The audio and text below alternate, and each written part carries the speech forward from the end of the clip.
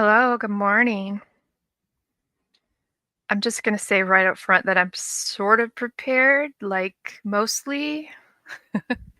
No, actually to be honest, like I have been like looking into this for the past couple of days and I'm at a place where I need feedback and so I kind of need you guys around here to sort of bounce this off of. So, the plan for today is we're going to be talking about the script, Candace's script. And and I have a couple of videos that I want to pull up. One of them we're going to watch part of Chris McDonough when he's with Candace and they're walking through the house. So, okay, where should we start? I'm going to start by playing this thing from Peter Hyatt. It's really short. It's like 3 minutes of time, and he's going to be talking not specifically about her statement, but when I found this last night, yeah, when I found this last night, it was interesting, and so I clipped it so we could like listen to it. Hi, Sarah. Hi, Karma. Hi, wait, what? All right, here we go. I hope it's not too loud. When we look for neglect, a great example of neglect is Candace Summer's mother.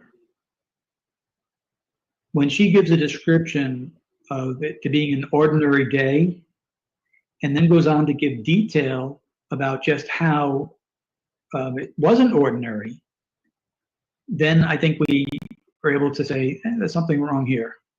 And she made it easier on us. She made it easy in the sense that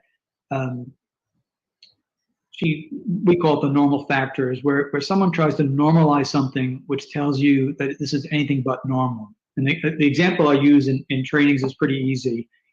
I have a group of children in an audience, and I say, once upon a time, it was a day like all others.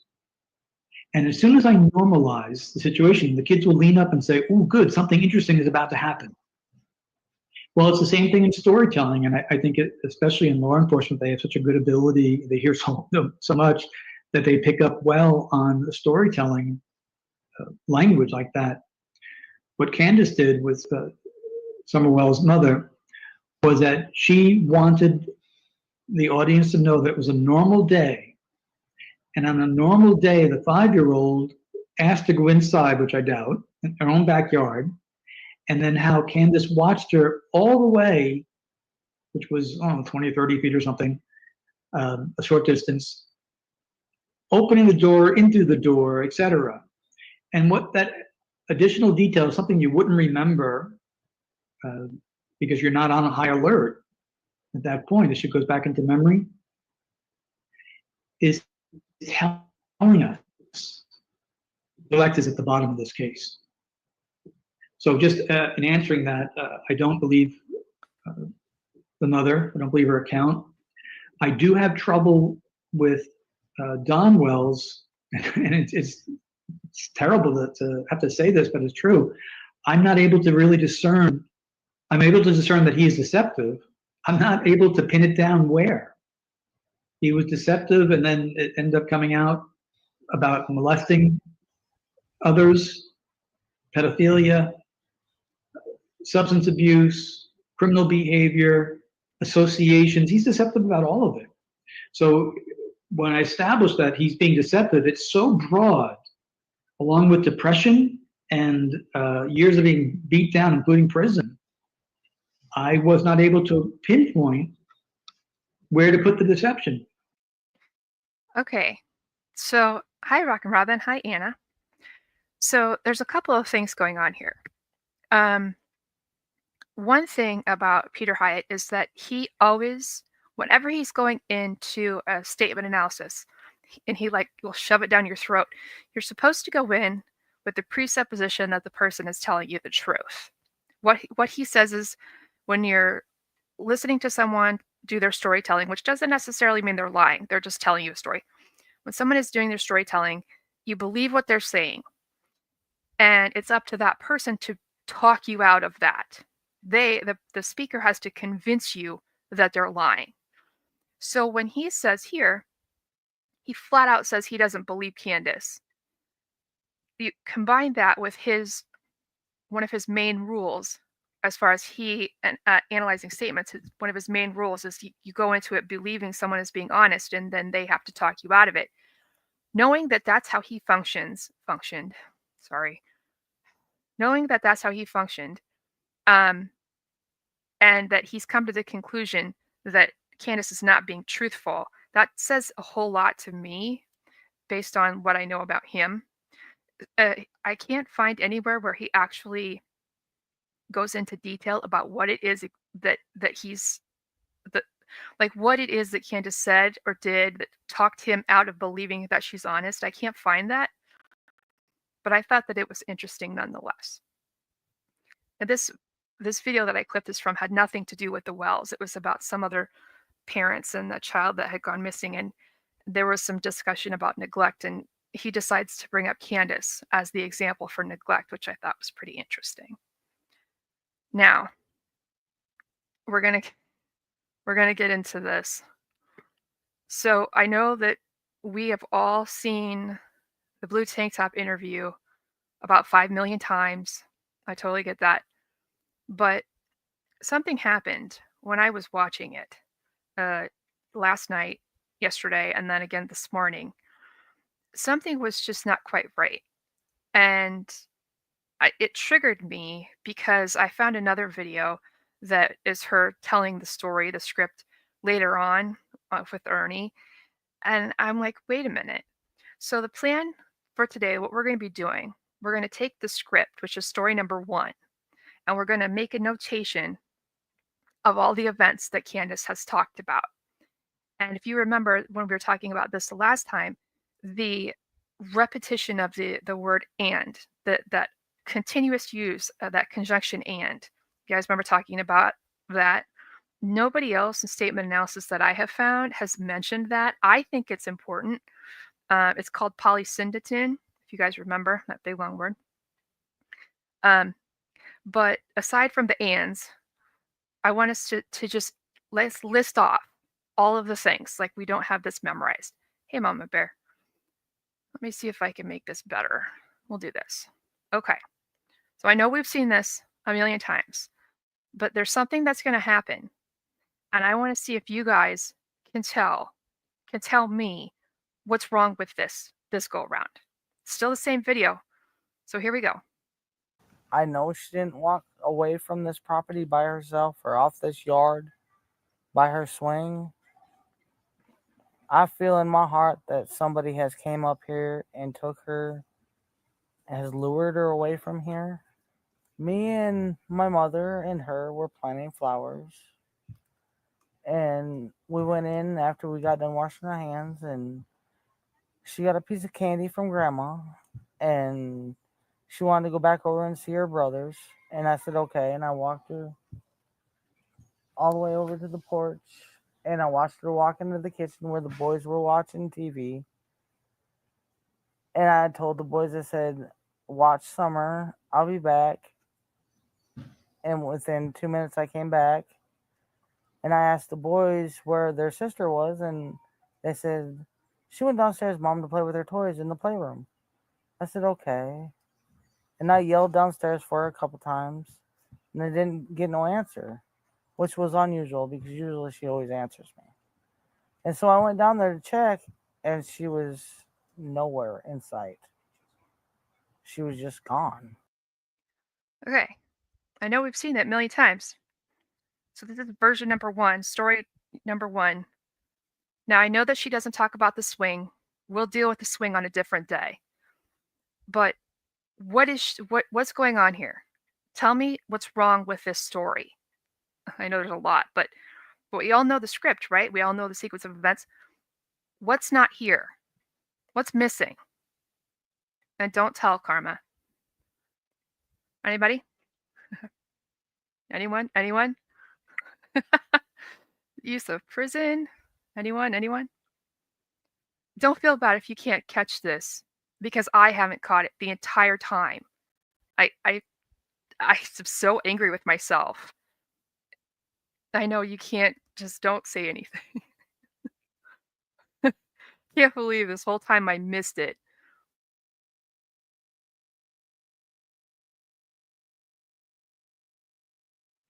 Okay, so we've got the planting of the flowers, right? And then we've got the washing of the hands. Okay, so she says that she went inside after washing the hands, which is out of order, but whatever. We got the piece of candy. Got the piece of candy from grandma. She wanted to go back over and see her brothers. Candace says she walked her all the way over the porch, watched her go in the kitchen, told the boys, "Watch Summer, I'll be back." And within 2 minutes came back, asked the boys where she was. They said downstairs. She said, okay. What's missing from there? If you were going to tell me the story, then we're going to back it up, because then you're going to be like, oh my God, can't believe this is going on. What did she do after she walked Summer to the porch? What happened after that? What'd she go and do? And listen to it again. She says that she was gone for 2 minutes, but what did she do during those 2 minutes when she was gone? Do it again. By her swing, I feel in my heart that somebody has came up here and took her, has lured her away from here. Me and my mother and her were planting flowers. And we went in after we got done washing our hands, and she got a piece of candy from grandma, and she wanted to go back over and see her brothers. And I said, okay. And I walked her all the way over to the porch, and I watched her walk into the kitchen where the boys were watching TV. And I told the boys, I said, watch Summer, I'll be back. And within 2 minutes, I came back, and I asked the boys where they're. No knee brace. It's not there. It's not there. That came in later, after the fact, but in her original story, she doesn't say what she did. She just said, I was gone for 2 minutes. And I'm like, like, how many times have I watched this and never picked up on that? And so it reminded me that you're never supposed to assume something. You're just supposed to go with what someone tells you. Even though something might seem very easy to assume, you're not supposed to do that. And I totally did it repeatedly with this, and I don't know why I did it. So it's worth making a note of that there's the absence of the knee brace. So we're going to watch a video she's talking to Ernie. I'm not really sure when the video was actually, when it actually happened, because it's not there anymore. But after we've watched this, we're going to listen to her tell the story again. And she's going to include, in this version, she's going to include the knee brace, but there's going to be some things taken away, and a couple of things that are also very interesting. So you'll have to excuse that Ernie's in there. But raise your hand. I know you can't see you, but raise your hand if you feel kind of stupid for missing the knee brace problem. So upset that I did that. I can't even tell you. So upset. All right, here we go. Gone. Were there times that the kids, were just off playing and you didn't know where they were for a while? No, never. Never? I've always known where my kids have been. Okay. Always. When I talked to your husband, he told me, he said that he said that he couldn't believe the sorry bastard that come up here and they took Summer from the basement. Is that where she was took from? Do you know, I really don't know, and I can't really tell you the truth about all that because I don't know. Right. All I know is that me and my daughter, Summer, and my mom were out there planting flowers, and she wanted to go back inside with her brothers. So I walked her back over, and I watched her go into the kitchen with her brothers. And then next thing I know, I went over and fixed my mom's knee brace, and I come back over, and Summer was gone. Okay. And Summer was gone. No thanks, we don't want to rejoin. Isn't that interesting? Let's go backward. I know she didn't walk. They were for a while? No, never. Never? So there's a couple of things happening here. I'm gonna pull up my notes. So let's do this. I have it written out. I'll just share what I have written out. It'll just be easier that way. So this is, I hope you can see this. This is the original story. This is story number 1, the blue tank top story. There was planting of the flowers, and we went in after we got done washing our hands, and she got a piece of candy from grandma, and she wanted to go back over and see her brothers, and I said, okay. And I walked her all the way over to the porch, and I watched her walk in the kitchen where the boys were watching TV.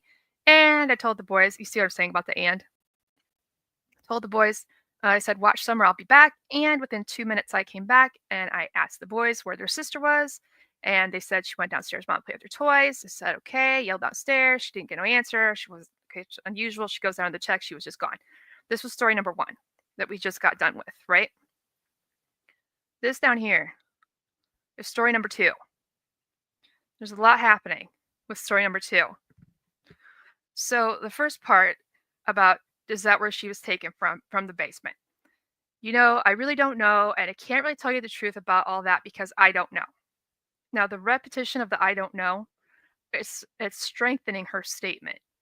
And it's not as though it's not as though that she's saying for sure that didn't happen, but she's also not saying for sure that it did. She's just simply saying she has no clue, which is weird because the first interview, she's like, I know for certain someone came up here and lured her away. And then she changed her story. So then we get into it. Alls I know, and yeah, I know it's alls. Alls I know is when somebody says something like all I know, what they're saying is that I'm going to tell you these things that I feel confident about, but anything else, any other thing, I'm going to tell you that I don't know for sure. So like with the like what we were talking about the TBI, where TBI Leslie is very confident on the first day, the 16th, right? She's like, this is what happened. You know, this is when she was like, she's very factual. And then she backs off and she's like, reportedly, supposedly, according to Candace's mother, she reports that backing off of the statement, that backing off of the sequence of events that TBI does. It's kind of the same idea as what you say when all I know is, and this is the things that she's going to know. Like she's going to feel confident in talking about. The part where so Sarah says, why did she use the word truth? I can't really tell you the truth about all that because I don't know. I looked into that because I caught that as well. And I was like, that's interesting, an interesting thing to say. And what I came up with was that this I'm going to call it interview, this video came up, was done sometime after the fact, like after she had been scrutinized so many times about her story. And this whole new script, I'm going to call it, you have to keep in mind that this is after Candace has been basically ripped to shreds about her story and has been critiqued and criticized and called out and all that stuff. And so she's going to begin telling her story with the assumption that she believes no one's going to believe it anyways. She's like, well, I can't tell you the truth, but you're not going to believe me anyways, kind of a thing. That's where it all led me to. So alls I know is that me and my daughter Summer and my mom were out there planting flowers, which is good because there's Summer's name in there. I'm not crazy. So we've got the planting of the flowers. That's still the same. But then we don't have the going inside, the washing of the hands, and the piece of candy from grandma. That's not there. That's all gone from the story. None of that's there. And what's very interesting about the piece of candy missing is that by excluding the piece of candy, now grandma is no longer in the story as far as like an interaction. Other than the planting of the flowers, grandma's gone now. She's removed grandma from the story completely. I've always said, and I always will say, there's something going on with the piece of candy. I can't put my finger on it, but I feel like it's very important for some reason. So we got the planting of the flowers, and she went to go back inside with her brothers, which matches up with story 1. So I walked her back over and watched her go in the kitchen with her brothers. That matches up. But then the whole part about talking to the boys, saying, watch Summer, that's not there. That's gone. Okay, that's all gone. And then we've got something very interesting. She says, and then the next thing I know, you guys remember talking about the passing of time? I've talked about it, I think, I think like the last 2 videos that talked about this. I'm going to read from my textbook. I'm sorry that I can't show it to you. Because it's an actual like physical like book. Words that show a passing of time. There's a whole chapter dedicated to this in my statement analysis thing. Like a whole chapter. Everybody edits their story. Even truthful people are not going to tell you everything that happened. They will always withhold some information, perhaps because they think it is not important. Deceptive people will do a lot of editing. There will be things that they do not want to tell you because it might be incriminating, or it might lead you to ask additional questions. In an effort to withhold this information, deceptive people may use certain words or phrases that skip over those areas they do not want to talk about. Let me get forward here. Okay. A list of some words and phrases that indicate the subject has skipped over something in their statement. Now, as a notation here, it doesn't necessarily, a skipping of time doesn't automatically mean somebody is lying. It just means that there's a skip in time. There's a temporal gap is what it's called. A temporal gap. There's missing time between action A and action C. You're missing like action B or more than one. It doesn't always have to mean that it's deceptive or shady. So let's say somebody's telling you a story and in the middle of their story, they had to go to the bathroom.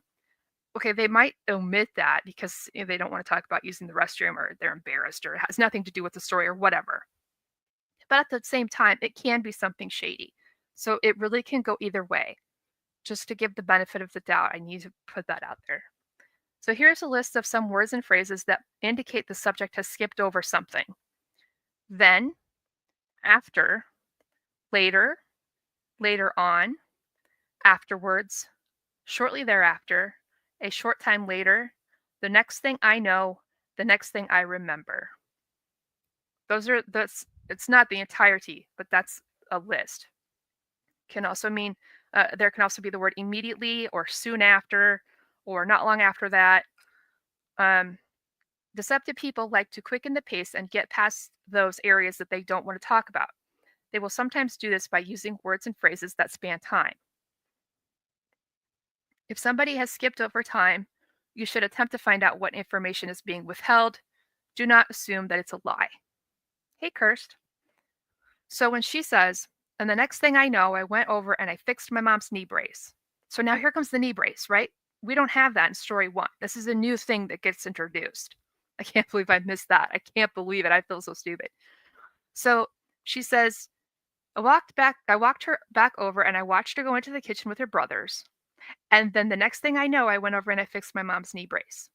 So if you were going to go at this using all the rules and statement analysis, what you would mark is and then the next thing I know, because that would indicate there's a gap of time. Something or some things happened between watching her go in and then fixing the knee brace. Something occurred in there.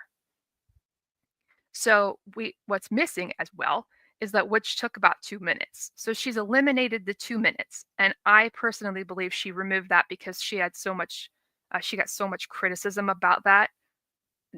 And to be honest, there's no way that her story with 2 minutes can work. We've talked about this. It just cannot happen that way. All of that stuff can't happen in 2 minutes.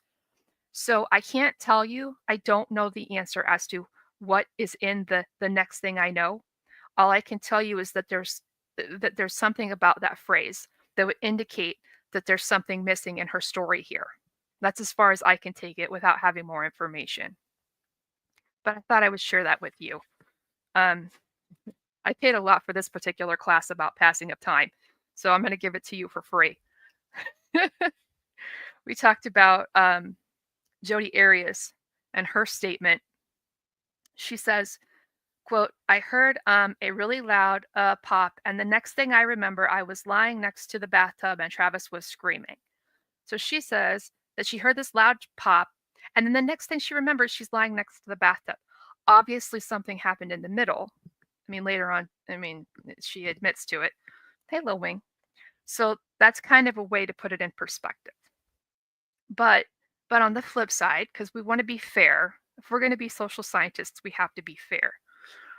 So if you were to ask me what I did to prepare for this live stream, well, first of all, I'm very unprepared.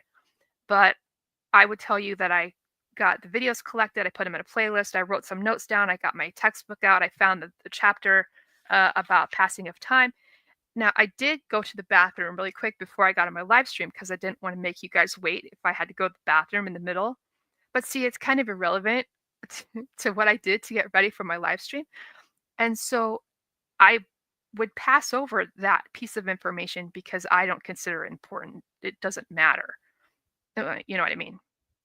So it doesn't always mean deception. You get what I'm saying? Hi, radio gods. I mean, I have a personal opinion about Candace's story, but it is what it is. So, and the next thing I know, I went over and I fixed my mom's knee brace. And then we missed the 2 minutes. And I come back over and Summer was gone. So now we're missing the conversation with the boys, the hollering down the stairs, the going downstairs to check. All of that's gone. So another interesting point from this updated statement is if you notice, the stuff in blue is what's been omitted from story number 1. She's omitted grandma by taking out the piece of candy, and she's omitted both interactions with the boys. She doesn't include that she told the boys to watch Summer. She also doesn't include that the conversation she had when she came back, and they're like, she went downstairs to play with the toys, Mom. All the interaction with the boys is gone. So not only has she removed grandma, she's removed the boys from her script. They're gone from the script. So if you were going to say, who was around Summer when she went missing? Well, Candace, grandma, and the boys. Well, Candace has removed 4 of 5 of those people. 4 out of 5 people have been removed from her story here. Hi, Jack. You get where I'm going with that? Just an interesting notation. Without being able to do like a follow-up discussion or interview with her, or without being able to have her elaborate on some things, we shouldn't really go further than that. The key piece here is making a notation of the things that were added and taken away and altered and changed. And that's where we're at with it. Do you see where I'm going? Isn't this, I cannot believe I missed that. See where we're going with this? So I'm going to pull up the interview with Chris McDonough, where they're at the property and they're walking around the house. And we're going to pick up where they start talking. And so this is a little harder to follow along with because there's a lot of sort of sidebar talking, and Chris McDonough interrupts her a lot, which is very frustrating. So it's going to be a little more difficult to, I'm going to say, transcribe. I tried to transcribe it this morning and I'm like, this is not happening because there was so much over talking and interrupting. But we'll get the gist of it. We'll get the basic steps from her story here. And then we'll compare it to what we've got going on. Yeah, I haven't wrote this part down yet. It was at this point in time where I was like, okay, I need to come online and I need to go live and I need to talk to you guys because I don't know that I can dissect this on my own. All right, here we go.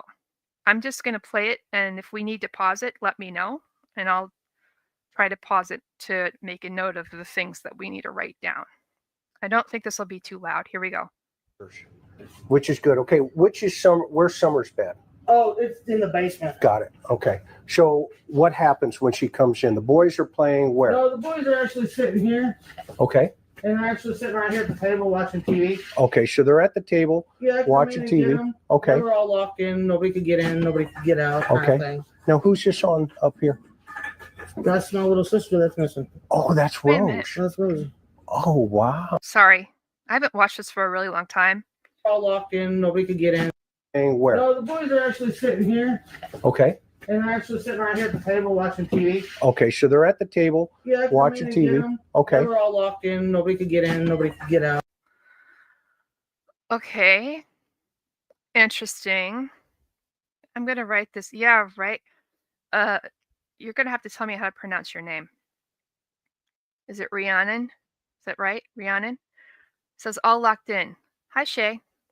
Yeah, they're all locked in where nobody can get in, nobody could get out. How does she know that? Because she says late in the same interview, she goes downstairs and she's like, I don't remember if the door's locked or unlocked. Weird. I'm going to write it down. If you're listening and you're not watching, this happens at 13:38. Locked in. It's not really relevant at this point that I know of, but that's something to write down. Nobody can get in and nobody can get out. How's that possible? How is that possible then for Summer to go in the house and never be seen again? How is that possible? And if she doesn't remember if the door's locked, how does she know that nobody can get in, nobody can get out? Weird. Okay. Okay. Now, who's your son up here? That's my little sister that's missing. Oh, that's Rose. That's Rosie. Oh, wow. Wow. And who's the guy? That's her ex-husband. Wow. Do you think he had anything to do with that? I don't know. Okay. Yeah, we don't want to go there. Can't say. How's yes your or mom no. deal with that? It's difficult. Yeah, I know. You know I know, right? So, okay, watching TV, where's Summer? Summer, she was with me. Okay, so walk me through that. All right. Well, we walked up in here and we got Josie, Wyatt, and Waylon, the boys. Right. Well, You put the groceries down, right? Yeah. Well, we went back out and then we brought the groceries in and put them down.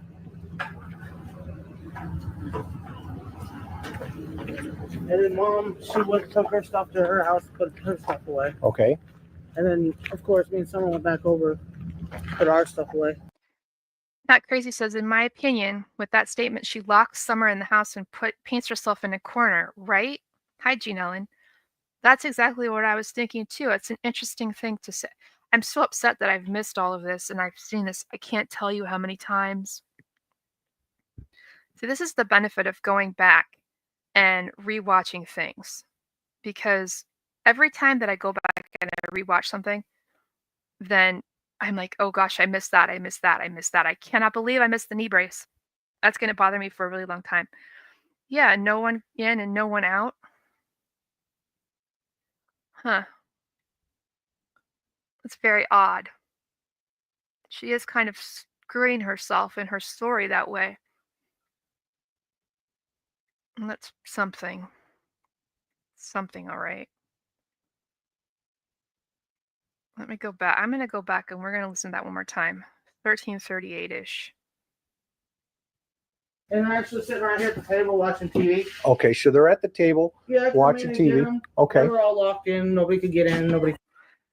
They're all locked in. It's actually at 1335. They're all locked in. I'm going to write it down verbatim.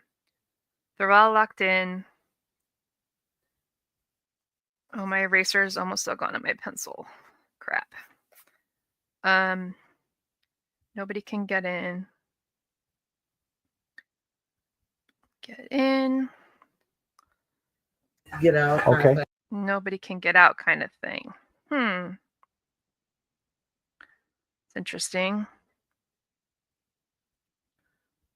Kind of thing. Hi, Twister. Twister said it could have meant the boys not to open the door if CPS came by. Yeah. Hi, Bonnie. She says, all locked in. Unless you have a key, only lock. You can't say nobody out, which makes no sense. So you lock your kids in the house. What if there is a fire? Yeah, like, I don't know if she means, I doubt that she means it literally.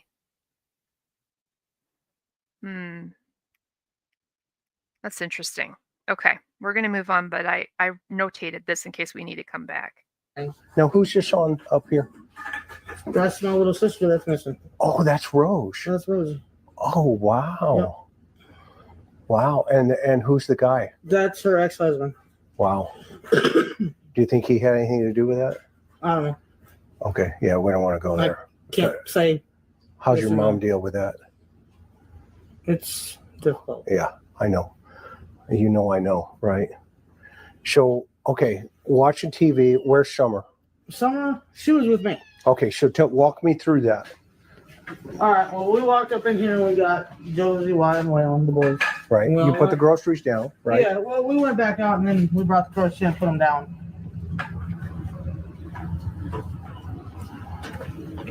And then Mom, she went and took her stuff to her house, put her stuff away. Okay. And then, of course, me and Summer went back over, put our stuff away. Okay. Karma says in an interview, she states she locked the boys in when she left. Do you remember where that is? Hi, Kelly. Hi, Elizabeth. It'd be interesting to hear that or read that or whatever. You know, if somebody wants to get in your house, they're going to get in your house. Just saying. I mean, honestly, to be honest, if somebody really wants to get inside, they're going to get inside. It is how it is. And the fact that she doesn't remember if the basement door was locked or not, if she doesn't know if it's locked or not, how she know that they can't get in and out? That makes no sense. You can't have both things. You either know that your door was locked or not. And if you know that, then you can say that they were locked in. But if you don't know whether or not the door was locked, then you can't say they were locked in because you don't know.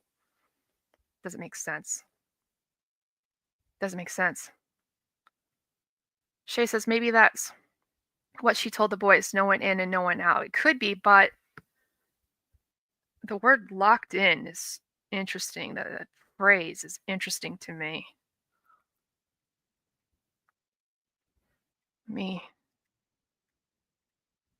I can put it in my little analyzer and see what it says. Codex. I don't want to code anything today. All right, I'm going to let this play on while I run this thing and just a second. You went back in. Yeah, me and Summer went back in the house. And then we were just doing normal stuff. They're actually sitting here, Okay.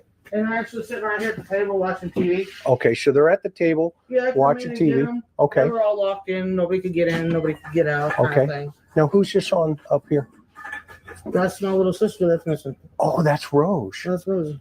Oh, wow. Wow. And who's the guy? That's her ex-husband. Wow. Do you think he had anything to do with that? I don't know. Okay. Yeah, we don't want to go there. Can't say. How's yes your or mom no. deal with that? It's difficult. Yeah, I know. You know I know, right? So, okay, watching TV. Where's Summer? Summer, she was with me. Okay, so walk me through that. All right. Well, we walked up in here and we got Josie, Wyatt, and Waylon, the boys. Right. Well, you put the groceries down, right? Yeah. Well, we went back out and then we brought the groceries in. Okay. I'll read this to you. I won't be able to see you, but I'll read what I ran that sentence through, that locked in thing, and I'll tell you what it says. I'm going to read it. This is if you were doing statement analysis, okay? Because there's certain rules. What this would say, as far as statement analysis goes. Number one, the structure, they were all locked in, is passive. She doesn't say, I locked them in or the door was locked. She uses a passive voice when she says they were all locked in. This distances her from the action, as if it just happened or was the natural state of things, rather than a deliberate choice she made. Passive voice often shows up when the speaker wants to remove agency, they're unsure who's to blame, or they don't want to be blamed. It also feels strangely clinical. Locked in is not how most people describe kids being safely indoors. They might say they were inside, safe with the door locked, or something like that. It almost sounds like confinement, like a prison, not protection. Number two, nobody can get in, nobody can get out. Overcompensation. This part is absolute, repetitive, and unnecessary unless someone is doubting her. Nobody in, nobody out. She's trying to emphasize total control. But from an analysis standpoint, when someone insists too much on something like safety or certainty, it's often compensating for internal fear or external suspicion. Why say both sides? Oh, this is an interesting thing. You ready? Why say both sides? Why say nobody can get in and nobody can get out? That would imply that there is a threat on the outside as well as a threat on the inside. Oh my. Do you get where it's going with that? Why say both sides? Nobody can get in, nobody can get out. It's as if there's a threat on the outside and a threat on the inside. Okay, I can see that. I can see that now. Most parents would focus on one, specifically they were locked in so nobody could come in and get them. But she adds nobody can get out. Then the third, it won't go past that. It won't overanalyze. That's as much as it's going to say. The next one, why say this at all? If she's bringing this up in response to criticism about the boys being home alone, this could be an attempt to deflect judgment, a need to reassert control over a moment where control was lost, or an indirect reference to something she's trying to rule out, like it couldn't have happened then because they couldn't leave. The takeaway from this is the kind of sentence that tries to sound reassuring but actually invites more questions. Why the need to say nobody can get out? Why use passive voice instead of owning the safety setup? And why emphasize total lockdown unless somebody has already challenged that? That's what it says. Not interesting? Huh. I didn't think of it that way. There's a threat from the outside and a threat from inside. Okay. We'll keep on going. Come down. And then Mom, she took her stuff to her house, put her stuff away. Okay. And then, of course, me and Summer went back over, put our stuff away. Okay. You went back in. Yeah, me and Summer went back in the house. And then we were just doing normal stuff. Okay. On the house like we normally do. And I come out, Mom was sitting there at the time I come out, and I'm standing here. Okay. I was like, what are you doing? What are you staring at? She's like, when somebody says normal, like if they say, it was a normal day, or everything was normal, what that means is that day was anything but normal. That's just how it goes. Oh, it was an average day until, everything was normal and fine until, these plants, I gotta get them transplanted. I was like, well, Summer will help us, so I went back in. By that time, she was sitting on the floor playing with her toys. Right here? No, in the kitchen where we were just at. Okay. She was actually sitting on the floor playing with the toys at that time. So I'm gonna back this up for just a second. Summer will help us, so I went back in. By that time, she was sitting on the floor playing with her toys. Right Oh, sitting on the floor. I thought she said porch. here? No, in the kitchen where we were just at. Okay. She was actually sitting on the floor playing with the toys at that time. I said, Summer, you want to help plant flowers? And she jumped up, left her toys and us, of course. That's cool. Yeah, Then we well, walked that's over what kids do. It's their job. What? Okay. We walked over here and we transplanted. Karma says, how did we lose the groceries? It happened before this. I didn't start this at the beginning. So we've got the planting of the flowers. These cactuses from the little pots that they were in, and transplanted these ones here into this bigger pot and that one into that bigger pot. And then she took the rocks that we've gotten from different gem mines when we went up to Gatlinburg and stuff. Okay. And she's the one that spreaded all the rocks around in here. And then she put her puppies in here. She wanted Chase in there, Okay. That was cool. Where are those puppies now? Aw. Kerr says, I believe all the kids were outside. The basement is just a story. There had to be a story told how Summer got gone. There's a few scenarios Candace could have made up. Well, in the thing, I don't know if you were here just a little bit ago, but in that thing that we just got done watching, the question that she was asked was, is that where she was took from, as in the basement? She says, I really don't know, and I can't really tell you the truth about all that here. Let's pull this back over. So we got so the next thing I know, I went over and I fixed my mom's knee brace, and I come back over and Summer was gone. Let me take this off the screen. There's no talking about asking the boys anything. There's no talking about her going downstairs. None of that happens in this story. In this version, she just shows back up at the house after some things happen, and Summer's just not there. There's no interaction with the boys. There's no putting Summer downstairs at all in this. If you're gonna take this and say, okay, where's Summer last, based on just this story, excluding story number 1, everything in blue has to be left out of it.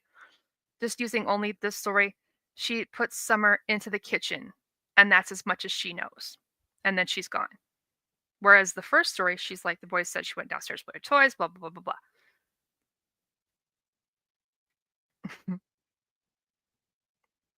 All right, here we go. What do you mean? Oh, the little The puppies, little, Sharuas. yeah, these little. Oh yeah, those little guys. Oh, that's Paw Patrol. Yep. Yeah, that's the police one. Yep, that's Chase. He's always on the case. Okay. Okay. Then we went Oh, in I see there. another one over Yep, here. She put him in there. Yep, you're on the cactus. Okay. Don't take those out, okay? No, I leave them right there. I know. And then we went in my mom's where we can't get in there. Yeah, It's locked that's up. fine. Went in We there. went in there and got some candy and stuff she gets from grandma. Okay. And I said, well, I'm going to go back over to the house. She wanted to go back, so I said I'd go back, you know.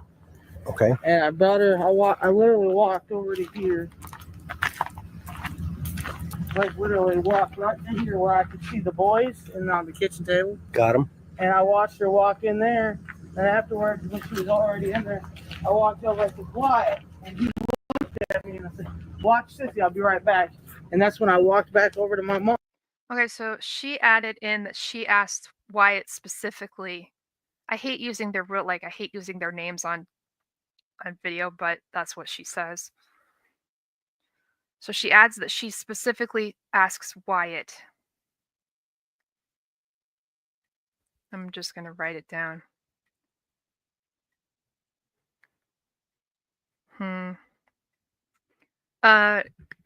No, well, I mean, here. I think that's my email. Yeah, this time Sissy too. Instead of Summer. I don't know where to write this at. See, this is like impossible to transcribe.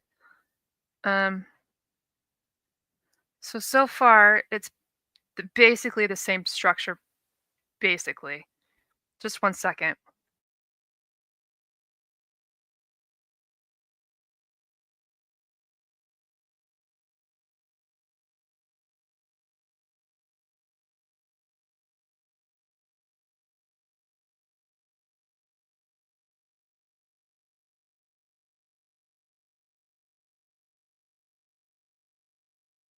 Okay, here we go. Mom's. Okay. And I was fixing her brace and stuff like that. And I said, well, Mom, I got to go back over with the kids. Fixing her brace and stuff like that. There it is again. Looked at me and I said, watch Sissy, I'll be right back. And that's when I walked back over to my mom's. Okay. And I was fixing her brace and stuff like that. And I said, Fixing her brace and stuff like that. And stuff like that.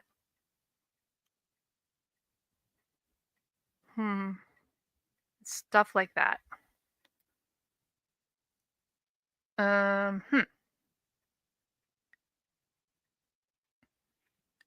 Stuff like that.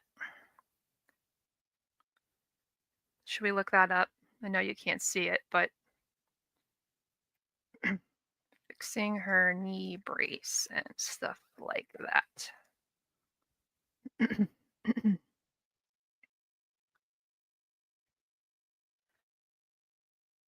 Stuff like that. It says it's full of let's see, deflection, narrative shaping. Okay, what it says is the portion that says fixing her knee brace sounds like a legitimate, helpful action. It portrays Candace as a caring daughter doing something attentive and specific. It gives her a reason to be away from Summer at a critical moment. It's also a non-threatening task. It's domestic, it's maternal, and it makes her absence seem justifiable. But when you add and stuff like that, this is where things change. This little phrase vaguely expands the timeline, avoids specifics, and deflects scrutiny. It's a linguistic move that says, there was more going on, but don't ask me to explain it. From a statement analysis perspective, and stuff like that might signal that she needs her absence to seem longer, but she can't list what she was doing. Or there may be something she doesn't want to say outright, or it makes it sound like she was busy without being precise, or emotionally or factually separating from the critical time window. When someone is recounting a crucial moment, especially during a disappearance, accident, or crime, they're usually hyper-specific if they're telling the truth and strangely vague if they're hiding something. And stuff like that is the vagueness kind. It introduces an undefined cloud of activity. that the listener is meant to fill in with something innocent. Oh, she's probably tidying up or talking to her mom or maybe doing some other little things, but the speaker never says any of that, and you are never to assume anything. In a high-stakes moment, any filler phrase is worth questioning, especially one that pads the timeline without precision. That's what it says. Hey, Cisco. Stuff like that. I walked back over to my mom's. Okay. And I was fixing her brace and stuff like that. And I said, That's at 16. We're going to say 16:45. well, Mom, I got to go back over with the kids. And that's when I come back up into the house. Okay. With the boys. Okay. Not that. You walked into the house. Well, I walked into here. I want to make a mention of something here that I heard earlier. And I'm going to mute out and I'm going to just be quiet for a minute. So she's going to say that she's going back in the house. Stuff like that. And I said, well, Mom, I got to go back over with the kids. And that's when I come back up into the house. Okay. With the boys. Okay. Not that. So she says, over with the boys. I'll show you. You walked into the house. Well, I walked in. So she stumbles here. Chris McDonough says, so you walked in the house, and then she starts to say something, and then she stops, and she says something else. Hi, Tammy. So I'm going to mute out because you might have to turn it up. But you'll hear her stumble, and then I'll be right back. You ready? Here we go. Kids, and that's when I come back up into the house. Okay. With the boys. Okay. Not that. You walked into the house. Well, I walked into here. You walked into the house. Well, I walked into here. Not that. You walked into the house. Well, I walked into here. I'm going to come back quietly. Did you guys hear that? Hi, Appy Blue. Did you hear that little stumble there? He's like, so you walked back in the house. And then she says, I walked. She switched her pronoun, which is interesting. Let's do it again. I'll mute out again. And that's when I come back up into the house. Okay. With the boys. Okay. Not that. You walked into the house. Well, I walked into here. You walked into the house. Well, I walked into here. Not that. You walked into the house. Well, I walked into here. She says, this is what I hear her saying. I hear her saying, I walked into the house. This is what I hear. And the captions don't pick it up because it's so quiet. We'll do it one more time and then we'll move on. Here we go. That's when I come back up into the house. Okay. With the boys. Okay. Not that. You walked into the house. Well, I walked into here. Yeah. I walked. It's interesting to me. They say that pronouns are 100% reliable in detecting deception. It's interesting that she corrects herself. If she really meant we walked, she would have continued that. But she stops herself and she's like, oopsie dozy. All right, we'll keep it going. Okay. With the boys. Okay. Not that. Yes. You walked into the house. Yes. I'm so glad you brought that up because I have that written down and I don't know why I didn't bring it up. Anna says, why would she say with the boys and not mention Summer? She wouldn't have known Summer had gone down to the basement. She wouldn't have known that Summer wasn't at, the last place that she said that she saw Summer was in the kitchen, right? So why would Summer not still be in the house somewhere? Yeah, I was going back and forth on the with the boys thing. Mom, I got to go back over with the kids. And that's when I come back up into the house. Okay. With the boys. Okay. Because originally, when I first heard that the first time, this morning, I'm like, does she mean the house with the boys, or does she mean that she went over to the house with the boys? Like her and the boys went to the house, or that she went to the house where the boys were at. And I was told that the like a regional thing, that what she basically means is that she's going to go over to the house where the boys are. I didn't interpret it that way, but then again, I'm not from the South, and most of you who have been here for a long time know that I struggle when it comes to speech in the rural areas of the South. Kids, and that's when I come back up into the house Okay. with the boys. Okay. Not that. You walked into the house. Well, I walked into here. Get up. Get up. I walked in here, and them three were sitting right here in front with their eyes glued to the TV, like always. And I said, boys, where's your sister at? Well, she just went downstairs, Mom, to play. So Okay, this is still the same. She came in. She's like, "Where's Summer?" They're like, she went downstairs to play with their toys. I went over here like this, because this is where the stairs are. Okay. It's actually down under there. Oh. She omitted the 2 minutes, right? Like there's no 2 minutes. I should have wrote it down. I don't remember her saying 2 minutes. I remember her including the knee brace and stuff like that. The knee brace and stuff like that. But I didn't hear the 2 minutes.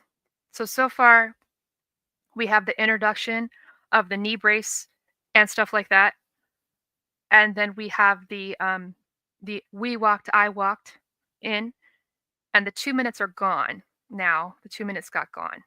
Oh, down into her Down into bedroom. our bedroom, and then hers is on the other side. Oh, okay, in the basement. Yeah, in the basement. Well, this makes sense now. See? And then I yelled, I said, Summer, Summer. And she didn't, I listened for a minute, I didn't hear nothing. So she says she's yelling. Okay. Let me back you up 2 steps here. So she comes in, the boys are watching TV. They're like staring at the TV, kind of mindless, the way she describes it. And she's yelling down the stairs, and she doesn't get a response, but yet the TV is still on. We talked about this, was it the last time we were here? Or the time before that? It was either the last time we were here or the time before that. My question was, if you're hollering for someone and they're not responding and you can't find them, why would you leave the TV on? Why wouldn't you mute it or turn it off or something? How are you supposed to hear someone shouting when you're literally standing right next to the TV? Like she's right next to the thing. went like this. Is this how I would get down here? Yep. Well, I don't know if you want to come down here or not. Do I got to be tiny to get in there? No, you should. Can we come in from the other side? Well, we can, but it make more sense if you went this way. Okay, I'll follow you. Oh man, good grief, No, I know girl. if my 6 foot husband can fit down here, you can. Huh? My husband's 6 foot. I know if he could fit, you can. This. Oh my gosh. Way to go. Okay, I have an idea. We're at 1809. So let's do this. So she's gonna go in the house and she's gonna have this interaction with the boys. Like, where's your sister? She's downstairs playing with her. Okay, so she's gonna have some interaction with the boys, and then she's going to go downstairs, right? So in her story, in her script, she says Summer went in and wanted to play with the boys, and there was some interaction with the boys, and Summer went downstairs, right? And then went missing. All of that is supposed to happen in 2 minutes, remember? So I'm going to see how long it takes her to do this. I want to know, I want to see if she can get all of that done, basically. Have a conversation, then go down the stairs and be downstairs, and I want to see how long that's going to take her to do it, just as a comparison. So we're going to start it, we'll start it at 17 minutes. Well, I walked over here. Get up. Get up. I walked in here, and them three were sitting right here in front with their eyes glued to the TV, like always. And I said, boys, where's your sister at? Well, she just went downstairs, Mom, to play. So I went over here like this, because this is where the stairs are. Okay. It's actually down under there. Oh, down into her Down into bedroom. our bedroom, and then hers is on the other side. Oh, okay, in the basement. Yeah, in the basement. Well, this makes sense now. See? And then I yelled, I said, Summer, Summer. And she didn't, I listened for a minute, I didn't hear nothing. So I went like this, because this is how I would get down here. Yep. I don't know if you want to come down or not. Do I got to be tiny to get in there? No, you should Can we come in from the other side? Well, we can, but it make more sense if you went this way. Okay, I'll follow you. Oh, man. Good grief, No, I know girl. with my 6-foot hub is going to fit down here. You can. Okay, so it's been 1 minute already. 1 minute of time has already gone by. So we only have 1 more minute left for Summer to get downstairs and get abducted. We got 1 minute for all that to happen and get off the property, right? Because Candace is not just that she didn't see them, and Dawn says they went down the dog trail. So if Candace is coming around to go into the door, we've got 1 minute of time left. Huh? My husband's 6 foot. I know if he could fit, you can. This. Oh, my gosh. Way to go. This is my husband's room. Okay, And over here, well, it's a mess again. that's all right. But this is where Summer and little Waylon was. Okay. So she went in the house and she had a little interaction, right, with the boys. And then she's going downstairs, and it took her 1 minute and 21 seconds to get downstairs. Okay?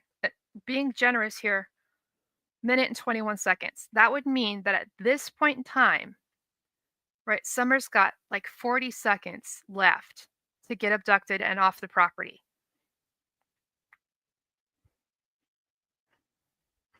That just doesn't work. We just watched her do basically what Summer would have done, and it cannot happen. The 2 minutes cannot work. We watched it. We've timed it. I got the timestamps. The video wasn't cut. She went in the door at 17 minutes, and it's now 18:21. The math ain't math and is right. Kerr says now is Grandma sleeping or still sitting on the camper steps? I don't know, because so Grandma gets taken out of the story once the knee brace is fixed. However, there's no fixing of the knee brace in story number 1. That never happened in story 1. That Candace was just gone for 2 minutes. There was no fixing of the knee brace. That gets introduced at this point in time.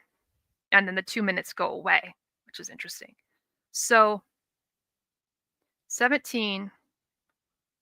So we've got 1 minute and 20 seconds gone. So we've got 40 seconds for someone to come up to the door and take her from the basement and run off the property down that dog trail. 40 seconds. Or 40 seconds for her to go outside and be outside and someone to come up and get her and run down the dog trail. 40 seconds. There's no way. There's no way that can happen. And that is, I'm not trying to be mean to Candace here, but it is impossible. If Candace can't succeed in this task in 2 minutes, it just won't work. It just can't work. She doesn't know if the doors are locked yet. Something. All right. So far the story is all basically the same. It's just that the 2 minute thing is excluded and the introduction of the knee brace has happened. That's what I have written down. Anybody else have something that they just the bones of the story? Is anything new or missing? She made a little more specific story about interacting with the boys, but just generally speaking, fixing of the knee brace and stuff like that's new. And the 2 minutes are gone. The swing doesn't come in yet. I don't think. I think the swing publicly, let me say that. I don't think the swing has publicly happened yet. But I don't know if we're going to deal with that today. Let's see how long it takes us to get through this. All right, here we go. Because Waylon's only 9. Okay. And they stay down here. And these are all her toys, all her Paw Patrol, All her movies. She's got a movie about the Savior. The boys I brought back down here after she went missing because I didn't want them upstairs by themselves. Yeah, Cisco says Candace has no emotions as she tells the story. She doesn't. It's just like she's like giving you a house tour. Here, let's try this just for just for fun. Let's just do this just for fun. We're going to back it up here. All right, there's going to be no sound. We're just going to watch the video. No cheating. There. So let's say that you don't know anything about this story at all. And you're just watching this. Do you see what I mean? How would you know that this was some traumatic something or other? I don't get it.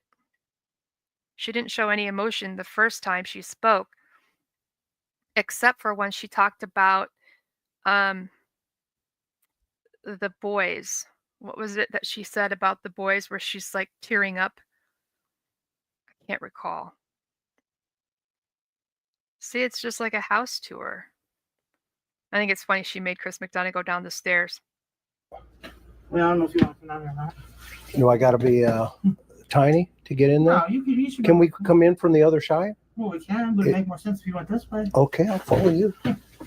Oh man, good. No, I know if my 6 foot husband can fit down here, you can. Huh? My husband's 6 foot. I know if he could fit, you can. This. Oh my gosh. Not Crazy says, did you hear her say she didn't want the boys down in the basement by themselves? Was it before or after this? Huh.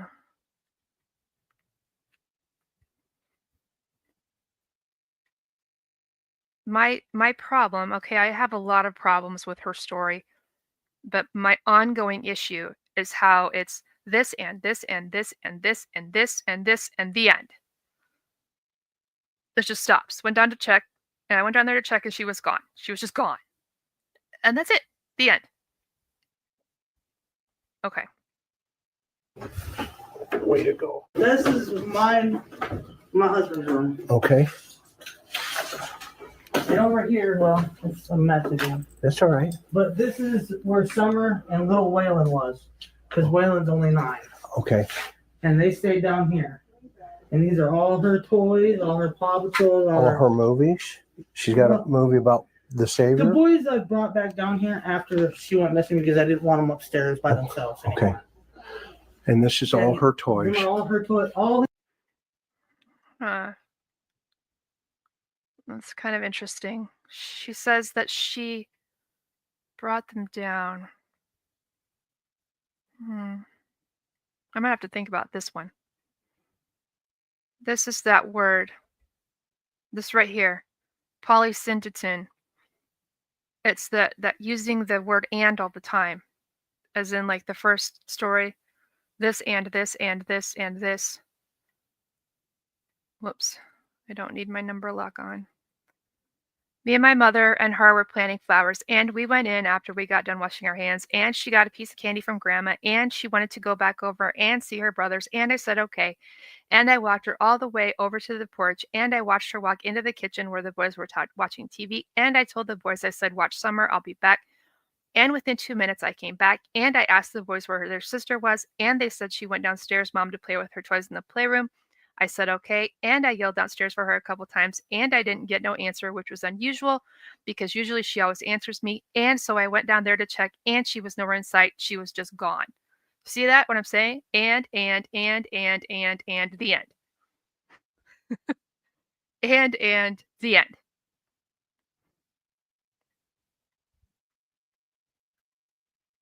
these toys that are down here are dang near all hers, except for like the trucks and the Teenage Mutant Ninja Turtles in the game system. That's the boys'. Okay. But them are all her toys. And she's really into Paw Patrol. I see. Oh, it's been 2 minutes basically now. She's supposed to be abducted by now. Yeah, I've been collecting from day one. And these are all her little ponies that I've bought. And then these are them girls that she likes. Them new fashion, I don't know what they are, little princesses or whatever. Chris says, that's why I've been pushing for all these photos and videos to be released. Y'all would have a better understanding of what really was. No guessing. They should be put out. Something should be put out to make some of this. Okay, well, you can't make this make sense. But to give maybe a better picture to fill in the stuff like that kind of thing. The stuff like that, and the let me find what it says. And then the next thing I know, and stuff like that, all these skips in time. These what is the phrasing? Passing of time, temporal gaps, those kinds of things. I don't need a flashcard set to teach you guys some stuff. Just saying. I don't need to sell you guys $75 cards of decks of cards to teach you basic things. Hi, Joe. Did I miss somebody? Sorry if I missed you coming in. All right, here we go. She's like all kinds. Here's one of them bracelets. Oh, that's just one of them. What do they call these? Oh, this is a little pony bracelets. Yeah, I don't know what they were really called, but she liked them, and so I just every time I go to the garage sale, I'd buy her what she wanted. Okay. You know, whenever I got a little bit of money, I spend it on the kids. Yeah, this is her. This is I understand her now. Yeah. Even better. Thank you. You're welcome. This is really important. Well, yeah, I come down and I searched. I looked up underneath the beds under there. We can't really get on. I can't get under there. Yeah. But I looked under there, looked under every blanket I could possibly look under. Yep. And then I come over here and I look on one side and it's here nowhere. And I don't recall if this was locked or not. Okay. This is going to be at I'm going to say 1950. Don't remember if it was locked or not. Oof. As I said before, if you're looking for your child and you can't find them, and you're searching frantically downstairs, and you went over to the door, the basement door, you sure shit are going to remember if that thing is locked or not. That's going to be ingrained in your memory, because if it's locked, then a person with a reasonable thought process would be like, okay, I don't know if she went out the door. It's still locked. If it's unlocked, then a reasonable person would be like, oh my God, the door is unlocked. What if she went outside? Do you know what I'm saying? So I have a big problem with that. This is an extension now. We've expanded our story, because before it went down there to the check and she was nowhere to be found. She was just gone, the end. Now we have some additional information getting put on there. She's like, I went out this door. I don't know if it was locked or not. This is all new stuff. Why would you not include this in your original story? This is kind of important. I think it was the first, when we first started, I think, because this is part 4 of our discussion. I think it's in part 1, where I was posing out the thought about if you're going to tell somebody about something, where do you decide to start and stop your storytelling? How does a person decide where they're going to start their story and where they're going to stop their story? And I gave you guys the example of me going to the dentist, right? So for me personally, what I usually do is if I'm telling somebody about an event, I'll start with when the event started, or if there's some information leading up to the event that's important to understand the event, I'll start at that point in time. And then when my story stops, it's going to be when there's some resolution or some kind of conclusion to that story, like when the story is all done. That's how I normally tell somebody about an event. If I was asked about a specific event, someone said, tell me about your day. Well, then that's different. I'd start when I woke up and then I'd stop when I went to bed. So Candace starts her story with the planting of the flowers every single time, always with the planting of the flowers. But then when she gets to the end of her story, it keeps getting extended and extended and extended here. So I ran an analysis just asking, generally speaking. Hi, Patty. Patty says, yep, over 30 years ago, we lost one of our sons for 15 minutes. I remember everything about that day. It's so scary, right? And Peter Hyatt said, I'm always going to refer to Peter Hyatt in the present tense. I can't help it. Peter Hyatt says that that's a parent's personal like D-Day, and they are going to remember things play by play, especially sensory things like sounds, smells, tastes, Anything you can hear, smell, touch, that kind of stuff, sensory things. You're going to remember the smell of the flowers, or you're going to remember the sound of a song on the radio. Anytime you're traumatized, those are the things that get put in your brain. So if you think about a traumatic event in your life, those are usually the memories that come back, are the sensory things that are going on at the same time. I'm so sorry that you lost your child briefly. I used to, when I was little, and my mom would take me shopping, I would hide in the middle of those circle clothes racks, like in the stores, the circle ones. And I thought it was absolutely hilarious, but she would freak out every single time. She would, obviously. I wouldn't have been gone for more than like 2 minutes tops, minute maybe, before she turned around, she realized I wasn't there. I can't even imagine doing that. If my child did that to me, I'd probably lose my mind. So I asked my little analysis thing here. The question I said was, how does someone decide where to start and stop their story when telling about an event? Just any event in general. And it says here, in statement analysis, story boundaries matter. People don't just report what happened, they frame what happened. And the moment someone chooses to start or stop their narrative is often where their internal sense of accountability, guilt, fear, or emotional intensity begins and ends. This is kind of lengthy.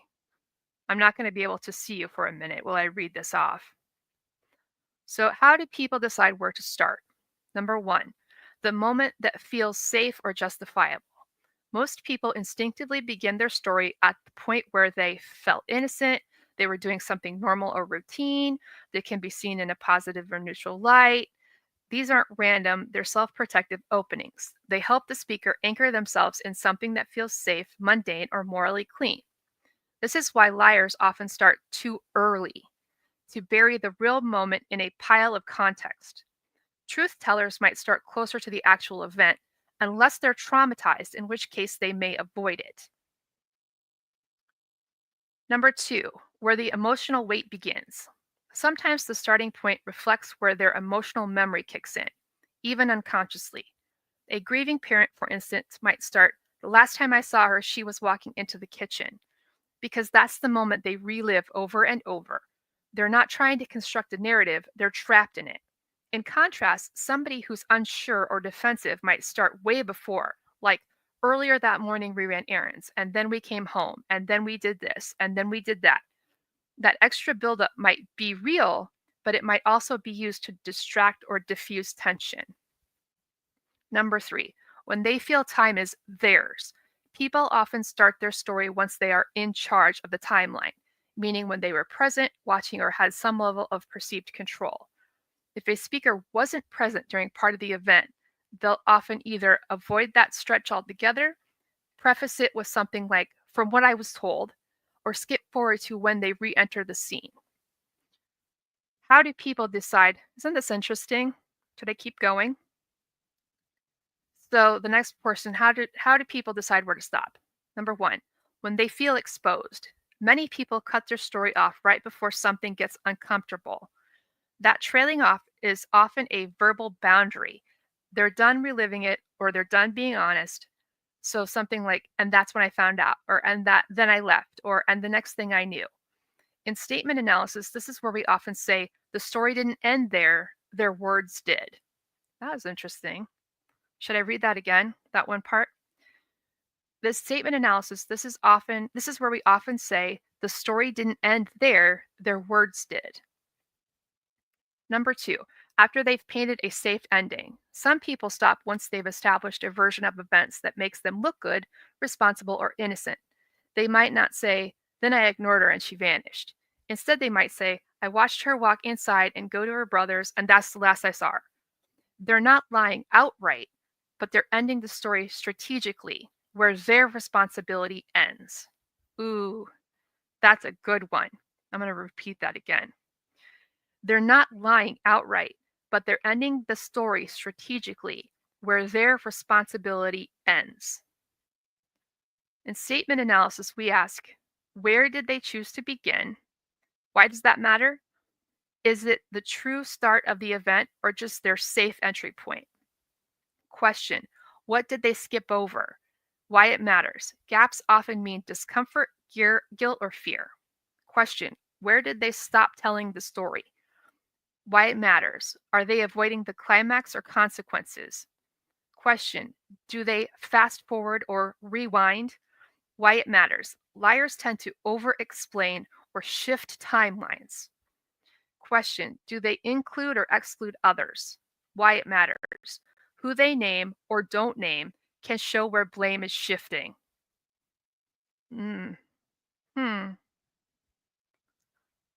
I feel like that Candace, in a sort of roundabout way, is blaming the boys for not watching Summer, just like Dawn does about how they leave her outside.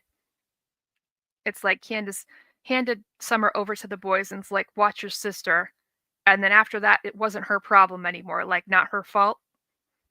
That's been my interpretation. All right, let's keep going. Okay, so far the story has been basically the same, except we've added the knee brace in there and stuff like that. And we've excluded the 2 minutes. They're gone. And I don't recall if this was locked or not. I don't recall that. Okay. But I know it's hard on me. But I know I did come out and I said, Summer, because sometimes she'll sit right here and just sit here and play just for, And usually when she comes out and she goes directly that way up to the swing. I'm sorry to pause it again. Sometimes she'll sit right here. Sometimes she'll sit right here. It's weird. Something's not right. And just sit here and play. Just sit here and play.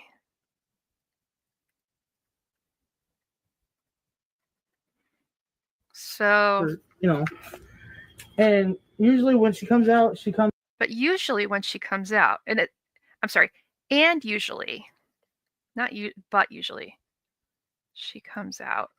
It's weird. out and she goes directly that way up to the swing. And she goes directly that way.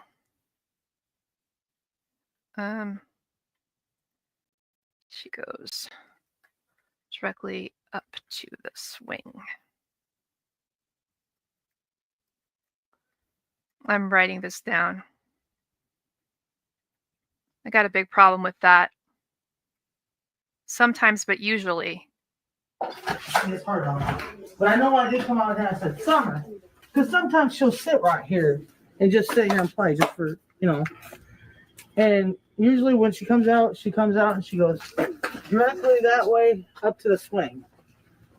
Oh, okay. So this is like her. Yeah, When she come running out. Yeah. Oh, yeah. You can see the path here. So all of this is new, right? None of this was said. Okay. Candace didn't say any of this stuff in the blue tank top interview. Dawn did. Dawn talked about how Summer's downfall was being outside and how the boys left her outside over and over and over again. Dawn's the one that introduced that business. I was just looking at, sometimes she'll sit right here and play, but usually, no, she doesn't say but, I'm sorry. And usually when she comes out. And usually. Weird. I don't know what to make of that one. All right, I'm just gonna make a notation of that. All right, let's keep going. Right to this way. Right. You can see where she could have run right up to and here. This is all the further she would go. She wouldn't leave. Okay. She wouldn't go out nowhere else. Okay. I want to here. Right to this way. Right. You can see where she could have run right up to and here. This is all the further she would go. She wouldn't leave. Okay. She wouldn't go out nowhere else. Okay. I want to go around this side. What is this blue thing here? I don't know if it's Chris McDonough that's causing the problem here. I wish that he would stop interrupting her. But she says that she's searching the basement. She can't find her. She walks up to the door. She says, don't remember if it's locked or not. And then she starts talking about stuff that usually happens. She's not talking about what she did that day. She's not talking about the things that happened on June 15th. She stopped. She stopped talking about June 15th when she got to the door in the basement. Do you know what I mean? You get what I'm saying? But I don't know if it's because Chris McDonough interrupted her or not. But she's like, I went to the door. I don't remember it was locked. And then she starts talking about what usually happens. It's not that she came out and did this. See, I did come out. Because sometimes she'll I did come out and I said Summer. sit right here and just sit here and play just for, you know. You get where I'm going with this? And usually when she comes out and she goes directly that way up to the swing. Oh, okay. So this is like her. Yeah, she When just she walks- come running out. Yeah. Oh yeah, you can see the path here. Usually she does that. Right to the swing. Right, you can see where she could have run right up to and here. this is all the further she would go. She wouldn't leave. Okay. She wouldn't go out nowhere else. Okay. I want to go around this side. What is this blue thing here? Oh, that was we were putting trash in it, Okay. and we did have a trash man at the time, but he stopped running. Oh wow. I gotta wash this. Okay. I'm gonna film around this side. Now walk me through what's this little Oh, that right there? little cave thing there. That's not really a cave. Actually, we built this addition, me and Donnie and the kids, Oh, okay. and we left See, I wish that he would have just let her keep talking. this part open because the dog at the time we did have little puppies. These dogs were little puppies, Uh-huh. and we Because in my opinion, we have the this and this and this and this and this and this, the end. I couldn't remember if the door's locked, which I say, I'm sorry to say, I'm not sorry. I'm sorry, but not sorry to say, there's no way that she's not going to remember if that door was locked or not. That is a memory that should be ingrained in her brain. That memory specifically should be there, and it should be like imprinted. It's weird. It's weird that it stops again. All of a sudden it stops. I'm going to scooch forward and see.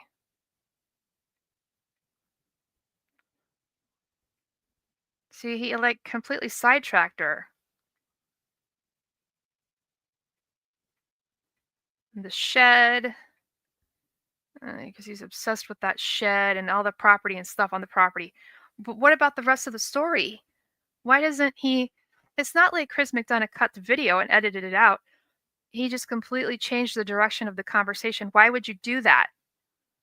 Why would you change that conversation? She's telling you the play-by-play, basically. And she gets you to the door and she's like, I don't remember if it was locked or not, which I call bullshit. And then she says she went out there. And then what? And then what? So once again, Candace has abandoned herself at the door. Again. That's irritating.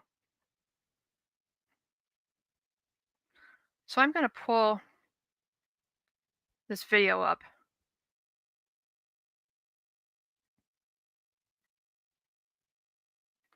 It's Marlena talking.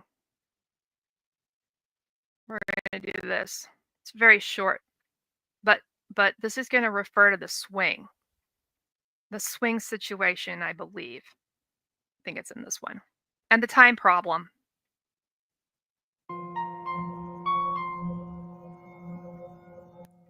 Are you talking about when Summer called me, or not Summer, Candace called me at 4:30 that afternoon? It was on Facebook, and she had told me that she was in the kitchen cooking them kids something to eat, and Summer was on her swing, and she looked out the window and turned around to the kitchen sink, and Summer was gone. Okay, at 4 o'clock, she calls me and tells me Summer is missing. I tell her, I said, well, how long has she been missing? She said, maybe 20 minutes or so. I said, well, call the police. If not, I am calling them. And she said, well, I'm going to get off here and call them, and I'm going to look for Summer some more. Told me when she called me, she said that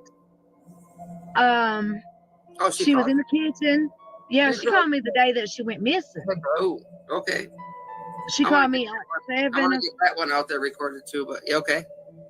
She called me at 7:30 that night and told me that Summer had been missing for like 30 minutes.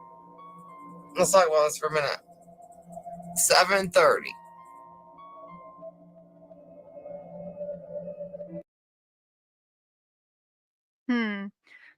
That swing. The swing is something. So we've got Candace coming out that door. And she says, what she usually does is she goes up to her swing. Usually. Let's see if I can find that one video. Where is that? The one with, that I couldn't find, and then you guys finally told me where it was. I swear I uploaded it. Yeah, here we go.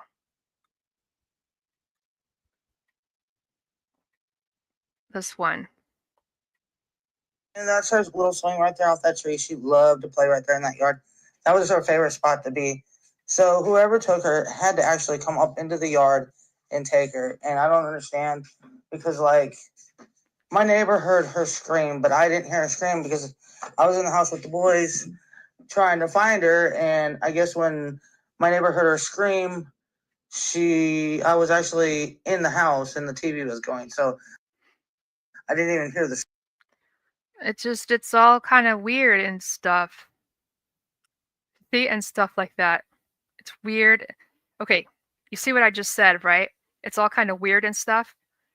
See, what I mean is it's weird, it's odd, it's out of the norm. Sorry, TVA Leslie. It doesn't make sense, it doesn't add up, but I'm not telling you all the rest of those things because you guys already know. Candace says the knee brace and stuff like that. I want to know what the stuff like that is. I want to know where the 2 minutes went. I want to know what happened after she got done searching the basement. Because it's this and this and this and this and the end. They were looking for her with the TV on. So, okay. So it took roughly 1 minute and 21 seconds to have a conversation with the boys and to go downstairs. Okay, and that is, okay, we're being nice about it. Which left 40 seconds. That would be 40 seconds to go out the basement door, around the house there, up to the swing, to play on the swing, to have someone come up, see her on the swing, grab her, and run down the dog trail in 40 seconds with no sound. Make it work. How can you make it work in 40 seconds? How can you make that happen? So, if we're not going to believe 2 minutes, which I do not, and I'm sure most of you do not either it was way more than 2 minutes, or the story is wrong, or there's stuff that happened that's getting omitted. Something, it just can't work. It can't. I believe the 2 minutes is a lie. I don't think that that's true. I think that Candace was gone for longer than 2 minutes because she was fixing the knee brace and stuff like that. I'm pretty sure it was longer than 2 minutes. I think that it's really messed up that she's pinning it on the boys. It's not their fault. It's not their job. Let me get this one back up again.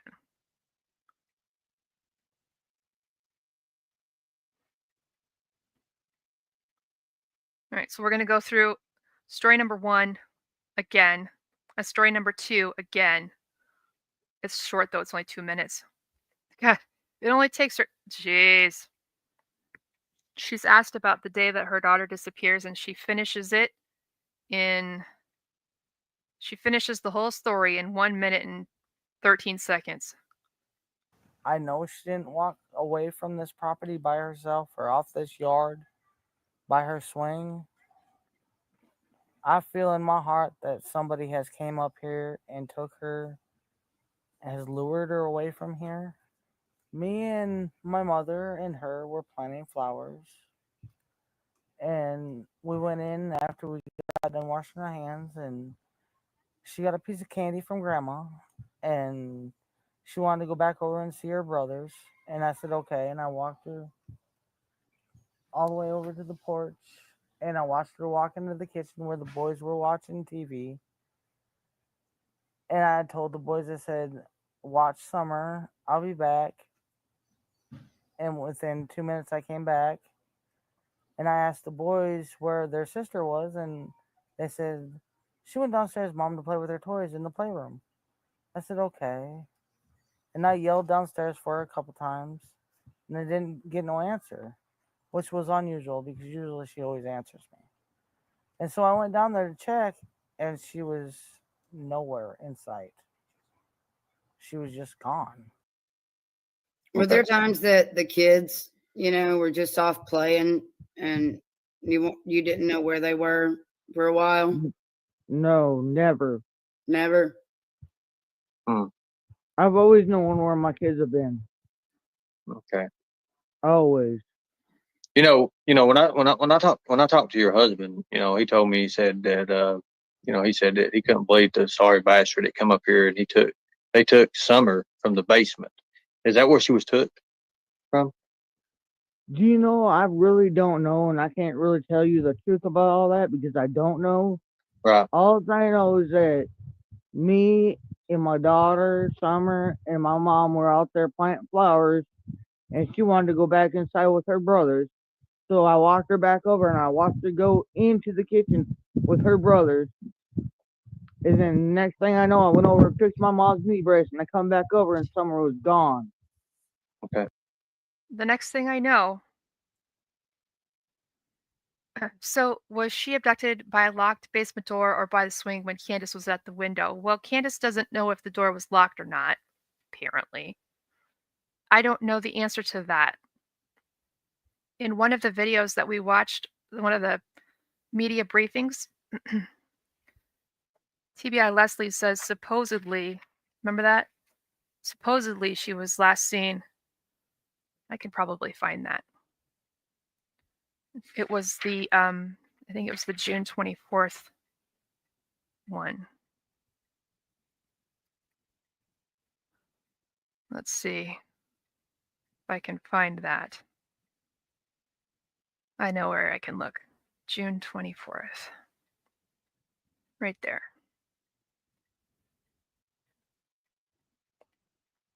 I think that if we all got together in one room, we probably could find out a whole bunch of information if we combined everything that we all know. Let me go here. I know you can't see this, but just a minute. All right, here, right here. The exact number with me, but it's well over 300 at this point. I know we've all spoken with the family and they've talked about sort of what led up to that missing incident here. Can you just sort of elaborate on what you guys know for sure happened? So the question, if you can't hear it, the reporter is saying, we want to know what led up to the event. Before she went missing on Tuesday night. Like before she was missing. We can't release any more than what we've already provided. We know that she was supposedly with family members outside of her home, was seen going into the home. When her mother went to check on her, she was not in the house. So I know that TBI Leslie said that she can't give out any information, right? Because they don't want to jeopardize the case. But she pretty much just told us what story she had received. I mean, that's basically what she just did. We've already provided. We know that she was supposedly with family members outside of her home, was seen going into the home.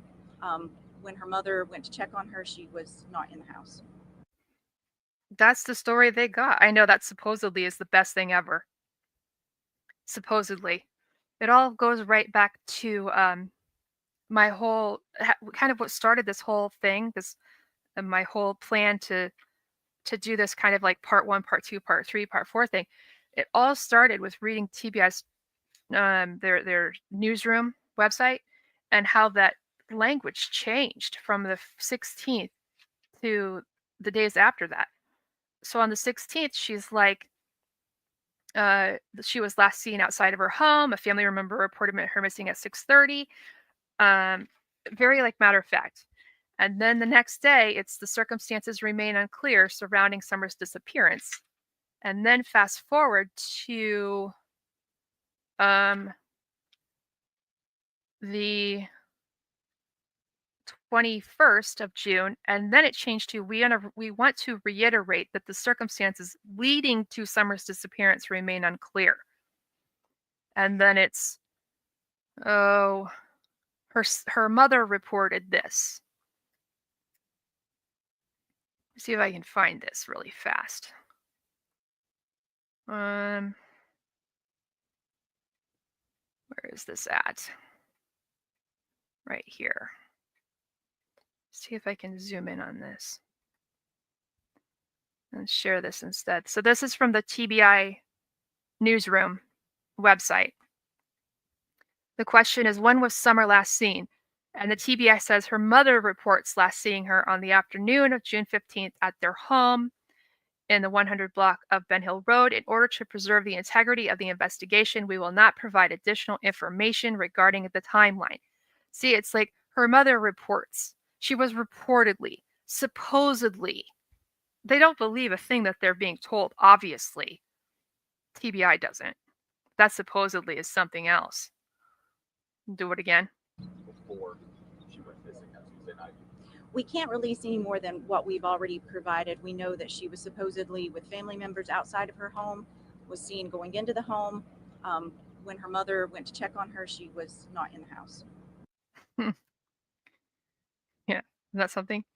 Then Lawson says she's seen outside. That's what the initial story was. That what he said was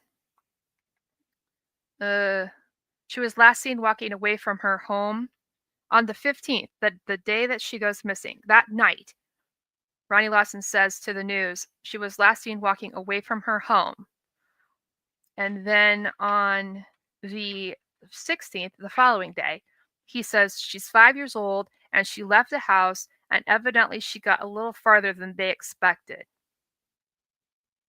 And then the following day, the 17th, when everything changes the next day. He says, the question is, when was she last seen? Was she seen, like what time she was last seen? Was she even seen that day? And Ronnie says, that time is varied because they were searching for their child themselves. It all changed. From the 16th to the 17th, everything changed. But you can see her story, Candace's story, has evolved and changed, and things have been taken away and things have been added. There's things that are still the same, basically.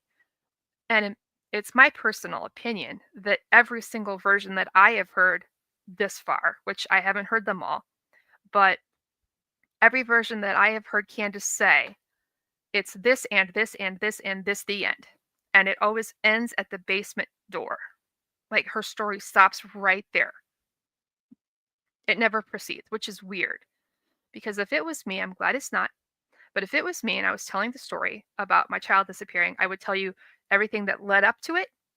And then I would tell you what happened when I figured it out that she was missing. And then I would tell you everything I did after that to try to find her.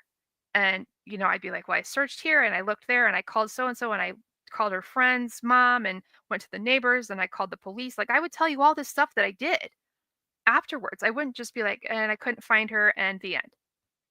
Hi, Alley Cat. You know what I'm saying? It's the weirdest place to stop a story. Should I ask the little thingy-majigger about it? Let's ask it. It makes my whole computer slow down, but that's okay. Candace tells the story. Always ends her story at the basement door. She never continues talking about what she did after she discovered Summer was missing. Why stop the story there? Okay. So it's thinking. You have to give it a minute. My computer has a problem running all of this stuff. Okay, so it says, the place that she stops in the story is one of the most revealing parts of her entire narrative.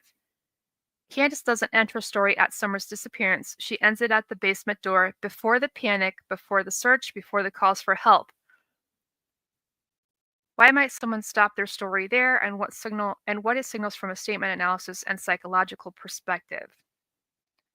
First, what does she actually say? In multiple versions, Candace tells the story like this. Summer was outside with Grandma and Candace. She went to go inside. Candace walked over, watched her go in. Candace went to fix Grandma's knee brace. The next thing I know, Summer was gone. She calls out, goes downstairs, and she was just gone, and then she stops. See, even the analyzer is like done with this. From a statement analysis perspective, why stop there? Number one, that's the last moment she feels safe claiming. Everything before discovering Summer was missing is routine, explainable, and emotionally clean. Everything after is desperation, fear, possibly conflicting stories, police involvement, and judgment. Stopping at the door, or the moment she realizes Summer is gone, lets her freeze the narrative at the edge of innocence. Number two, avoiding accountability for the response. If she goes further, oh, okay, here we go. If she goes further than the door, then she'll need to account for how long she waited before calling 911, who she told and in what order, what actions she took to find Summer, whether her story matches other people's timelines. The post-disappearance window is where scrutiny tightens. So by not narrating that part, she avoids being pinned down. It's not necessarily deceptive, but it's a strong form of narrative self-protection. Number three, emotional collapse or dissociation. It's also possible that she emotionally checks out when she gets to the gone moment. She may genuinely not want to relive what came after, especially if it was chaotic, traumatic, or involved public blame. This can often happen in trauma survivors. The story just goes dark at the worst moment. However, it's going to continue on here. Number four, she doesn't want to invite follow-up questions. Every sentence you offer becomes a potential thread to pull. So if you don't say, I searched for 10 minutes before I called 911, then nobody can ask, why only 10? Did you look outside? Did you go to the neighbors? By ending the story at the disappearance, she gives you no search window, no time estimate, no emotional reaction, and nothing to challenge. The statement analysis core principle at play. Where someone chooses to end their story is often where their internal sense of control or truth ends. Candace doesn't just stop the story at the basement door, she retreats from the story the moment the situation turns critical. That doesn't automatically mean guilt, but it does suggest a need to preserve a version of events that she can control, a desire to avoid the part where the consequences begin, or a difficulty reconciling the moment of loss with what followed. So there's that. That interesting?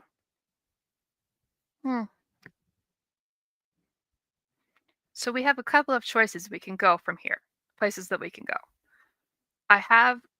We watched it already, the Peter Hyatt video where he analyzes the statement on the big like marker board thing. I have that ready to go. Otherwise, there's nothing else in my queue here. It's the end of my playlist. Did I miss something? Happy Blue says, does anyone know if there's any vid of her walking?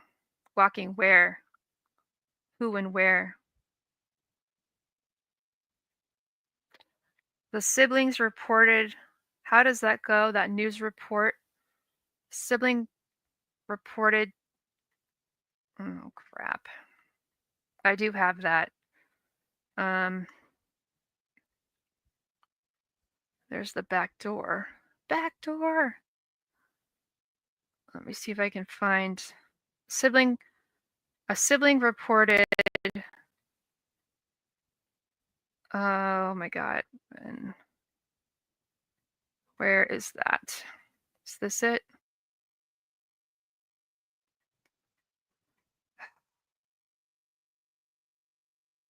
You guys know what I'm talking about? The reporter is kind of like, I don't know, in his 20s or something. Here's this one. This is from the 15th. And limited communication. Summer Wells is missing. She's 5 years old. She's 4 foot tall, blonde hair. Last seen wearing a pink shirt and gray pants. According to her siblings, she just walked out the back door and then disappeared. So, I mean, it's like straight from the sheriff's mouth. Granted, he is who he is, but and limited communication. Summer Wells is missing. She's 5 years old. She's 4 foot tall, blonde hair.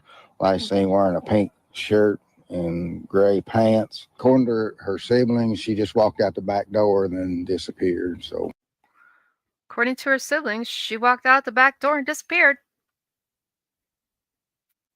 Mm-hmm. Yeah.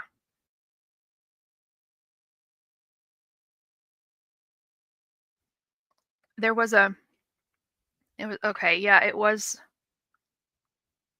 dark outside. When was, I have that somewhere. I clipped it out. A sibling reported, does that go? A big sigh. Let me think. This is it, I think.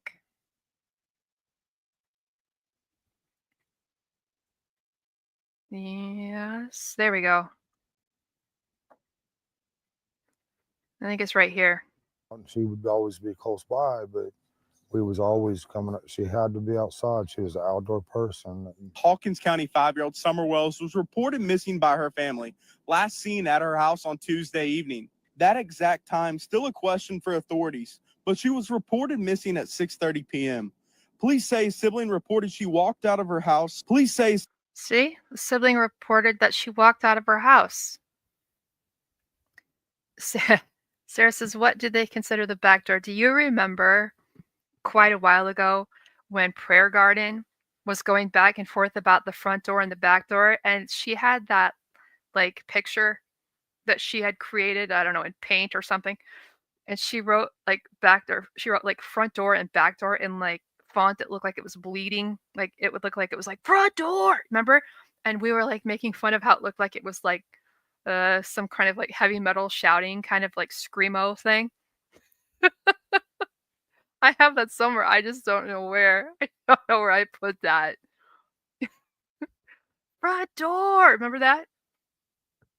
Apparently it's not. Apparently they don't call it front door and back door. They call it the kitchen door and the basement door. That's what I was told, which I guess makes sense. But so presumably the back door is the basement door.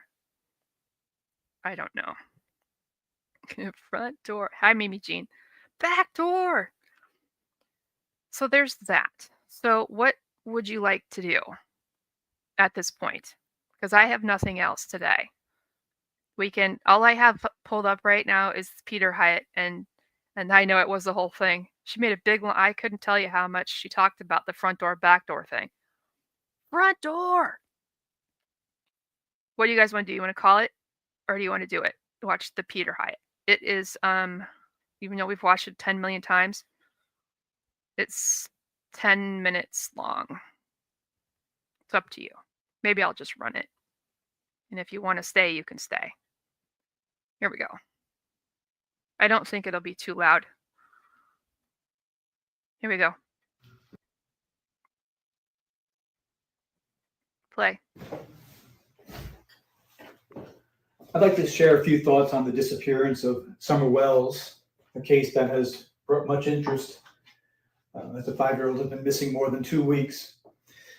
The first thing we notice about the case is that the father's account is not reliable in the sense that he's repeating what someone else told him. So that must be discounted. And I'm aware of his criminal background. I'm aware of the obvious issues of substance abuse that may surround the family. But I'd like to focus on the mother's statement, and I've broken it down here. It's a little bit shorter. You can get the full statement online. But to show what is concerning, what we know and what we don't know. So I'm going to start with the conclusion of the matter. The conclusion of the matter is that we don't know the source of the mother's guilt in this statement. And I'd like to show that to everyone here. The mother has indicated a belief or a knowledge that Summer isn't coming back. Now that goes against the normal parental capacity of protection and denial, especially a mother. So it's something that I'm concerned about. But when she was finally convinced to go into the media and speak to the media, which itself is unusual in terms of behavioral analysis. The mother wants to call out to the kidnapper. The mother said, and I've abbreviated it a bit, me and my mother and her were planting flowers, and we went in after we got done washing our hands. Sorry, just a minute.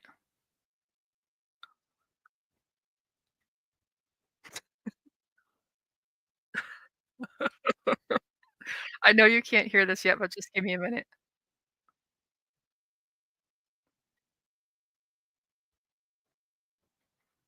I think I found it.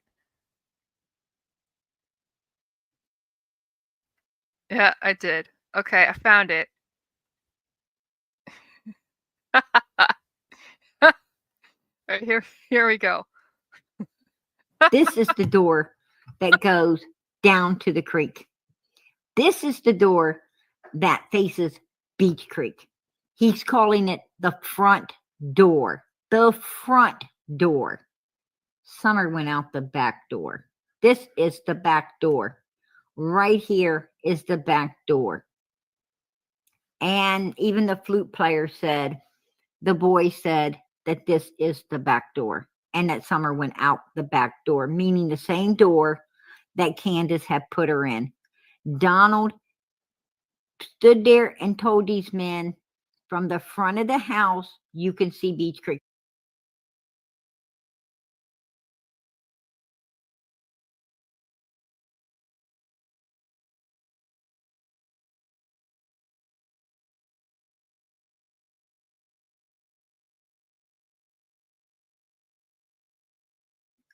Donald stood there and told these men, from the front of the house, you can see Beech Creek.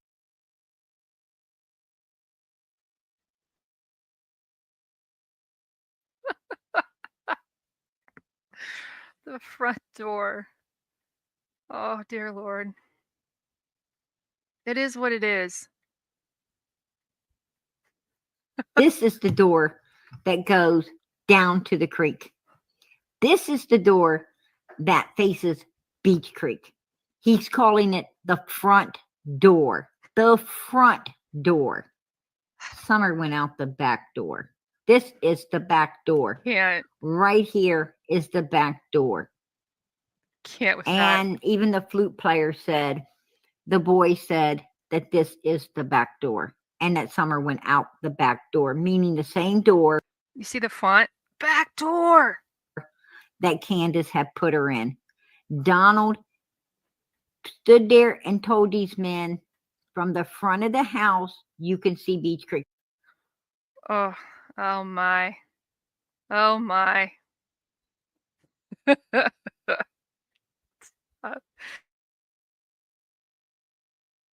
mother said, and I've abbreviated a bit, me and my mother and her were planting flowers, and we went in after we got done washing our hands, and she got a piece of candy from Grandma.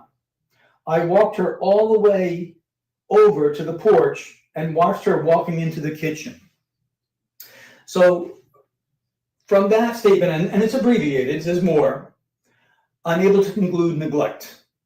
Now, some will counter and say, given the family circumstances, domestic violence, substance abuse, perhaps some cognitive limitations, that's to be expected. And it's true, it is to be expected. But it's in the language regarding what happened.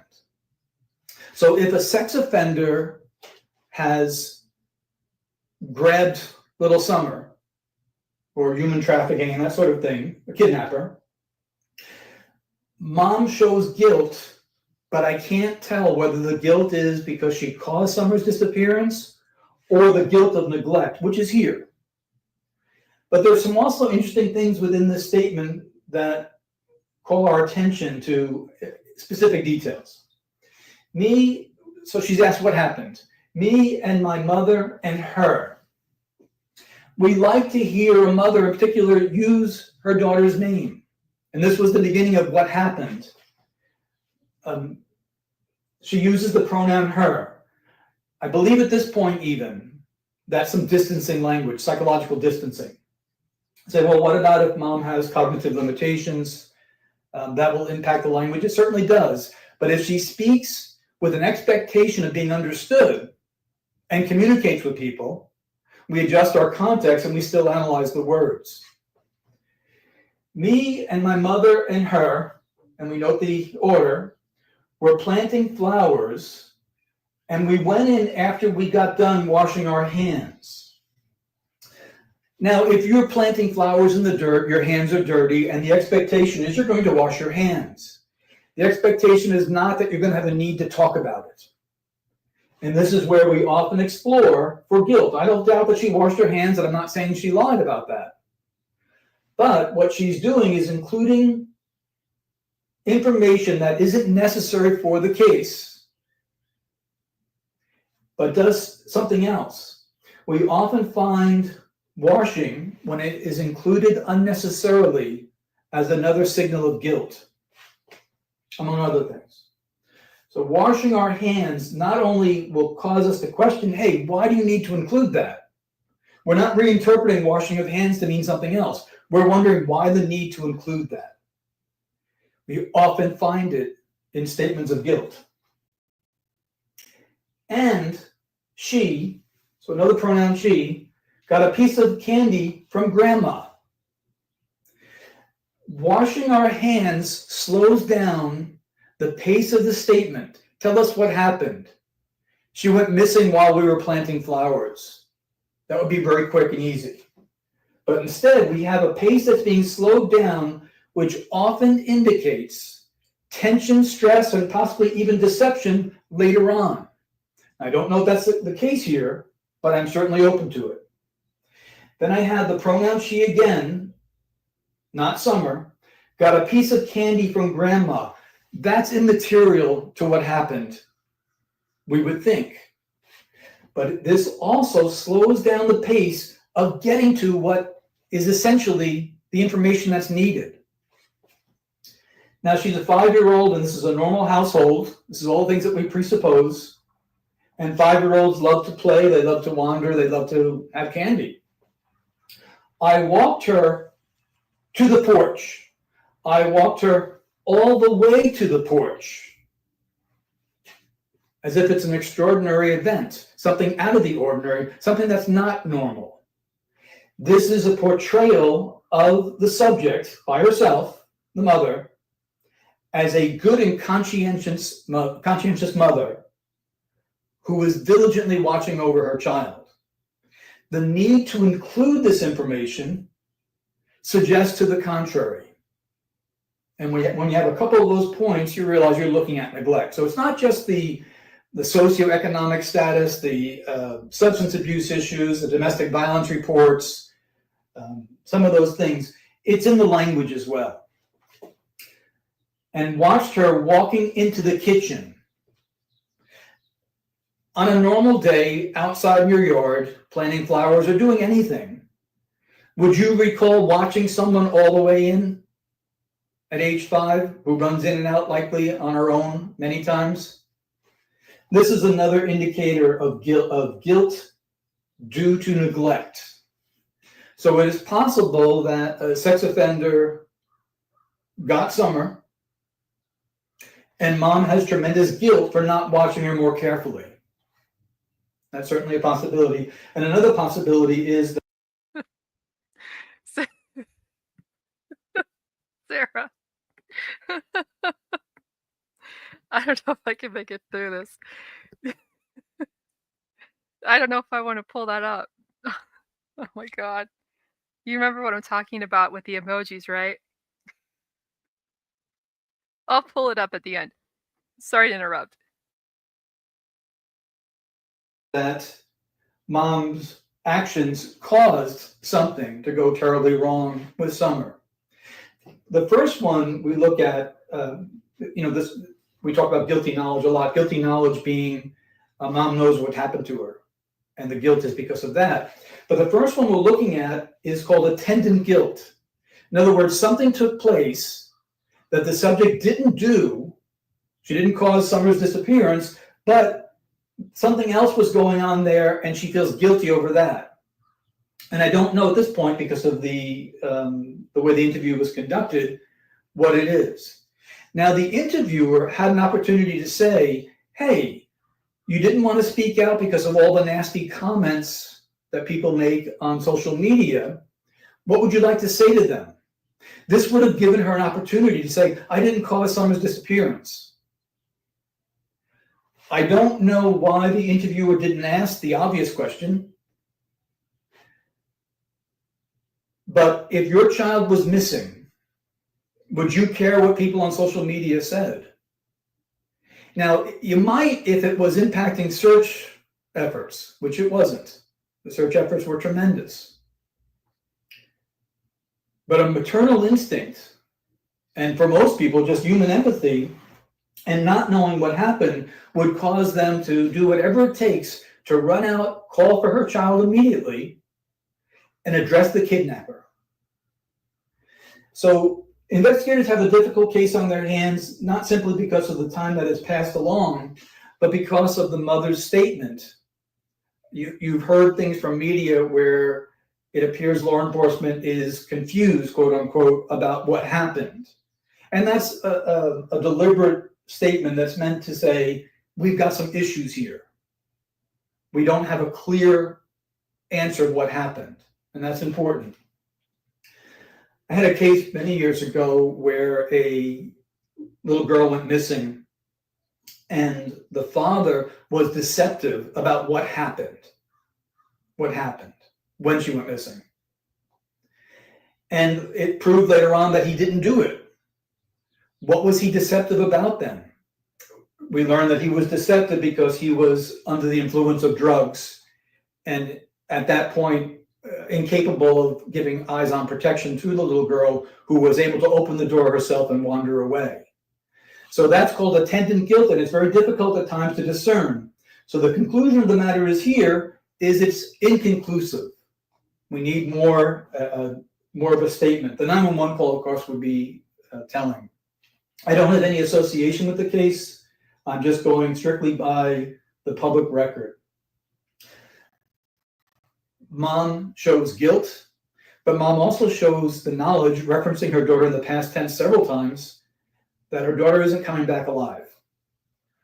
We need to know why that is. Has she been told something that was so sobering that it knocked parental capacities down, the capacities of protection and denial? Or is it something else? When we look for neglect, a great example of neglect is Candace Summer's mother.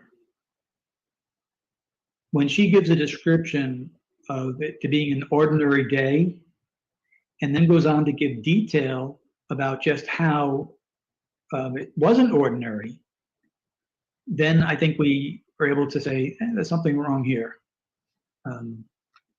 And she made it easier on us. She made it easy in the sense that we call it the normal factors, where someone tries to normalize something which tells you that this is anything but normal. And the example I use in trainings is pretty easy.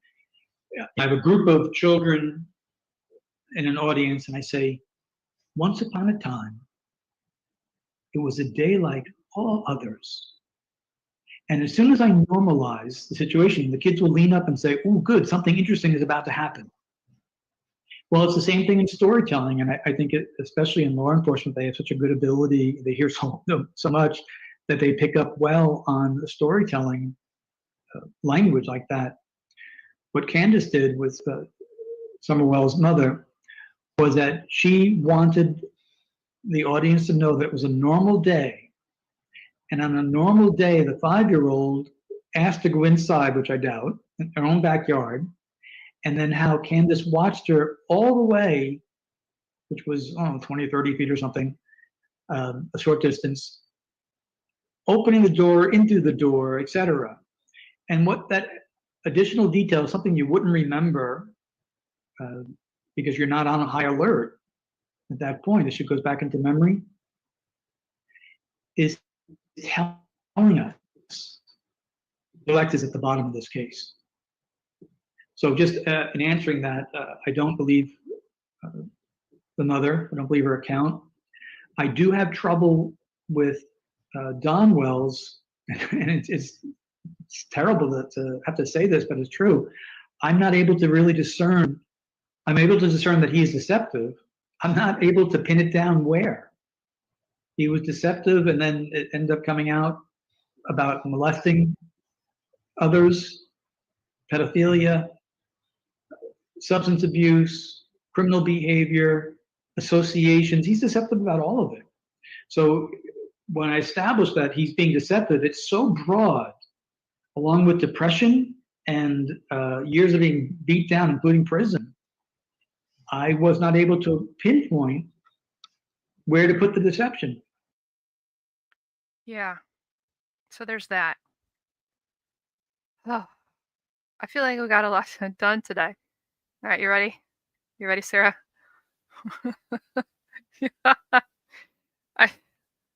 Yeah, the metabolism. I found that yesterday. As a matter of fact, that's where that little clip that we just looked at, that's where that came from. Is from that, the metabolism thing, where she gives a little brief thing about where she introduces the oh my gosh, where is it at? There we go. Where she's like, "All's I know," and then the next thing I know, I went over to fix my neighbor. That's that same thing. It's that same interview with Ernie where she says that she can't lie. It's not in her metabolism. All right, guys. I don't ever turn on monetization. It's just too complicated, and it's just so restrictive. It's just not worth it for me. I really don't care about the money. You don't really make very much money on YouTube unless your channel has got like a million subscribers.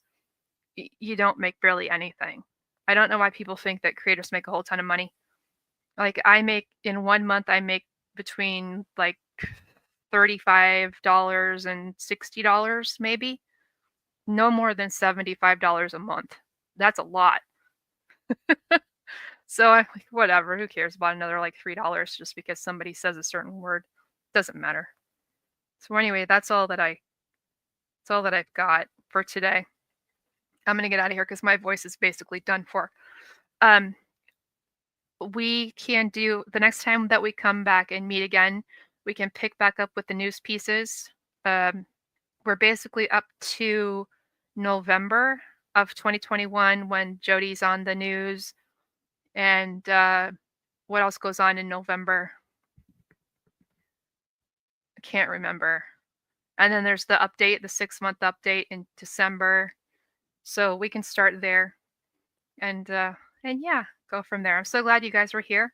And if you're still here on the replay, I'm so glad you made it. Let me know your thoughts in the comments if I've missed something. I don't get offended if I've got something wrong, so don't freak out about that. I love to hear other people's opinions. I need that. That's the way that I learn. And unlike some people, I don't take it personal. If somebody's going to talk about something that I talked about, if I've got it wrong, I need someone to fix it. It's not like someone is stealing my content. Just because they're fixing incorrect information doesn't make them the bad guy. It makes them the helpful person. Anyway, that's a whole nother day. All right, I love you guys, and I'll talk to you soon.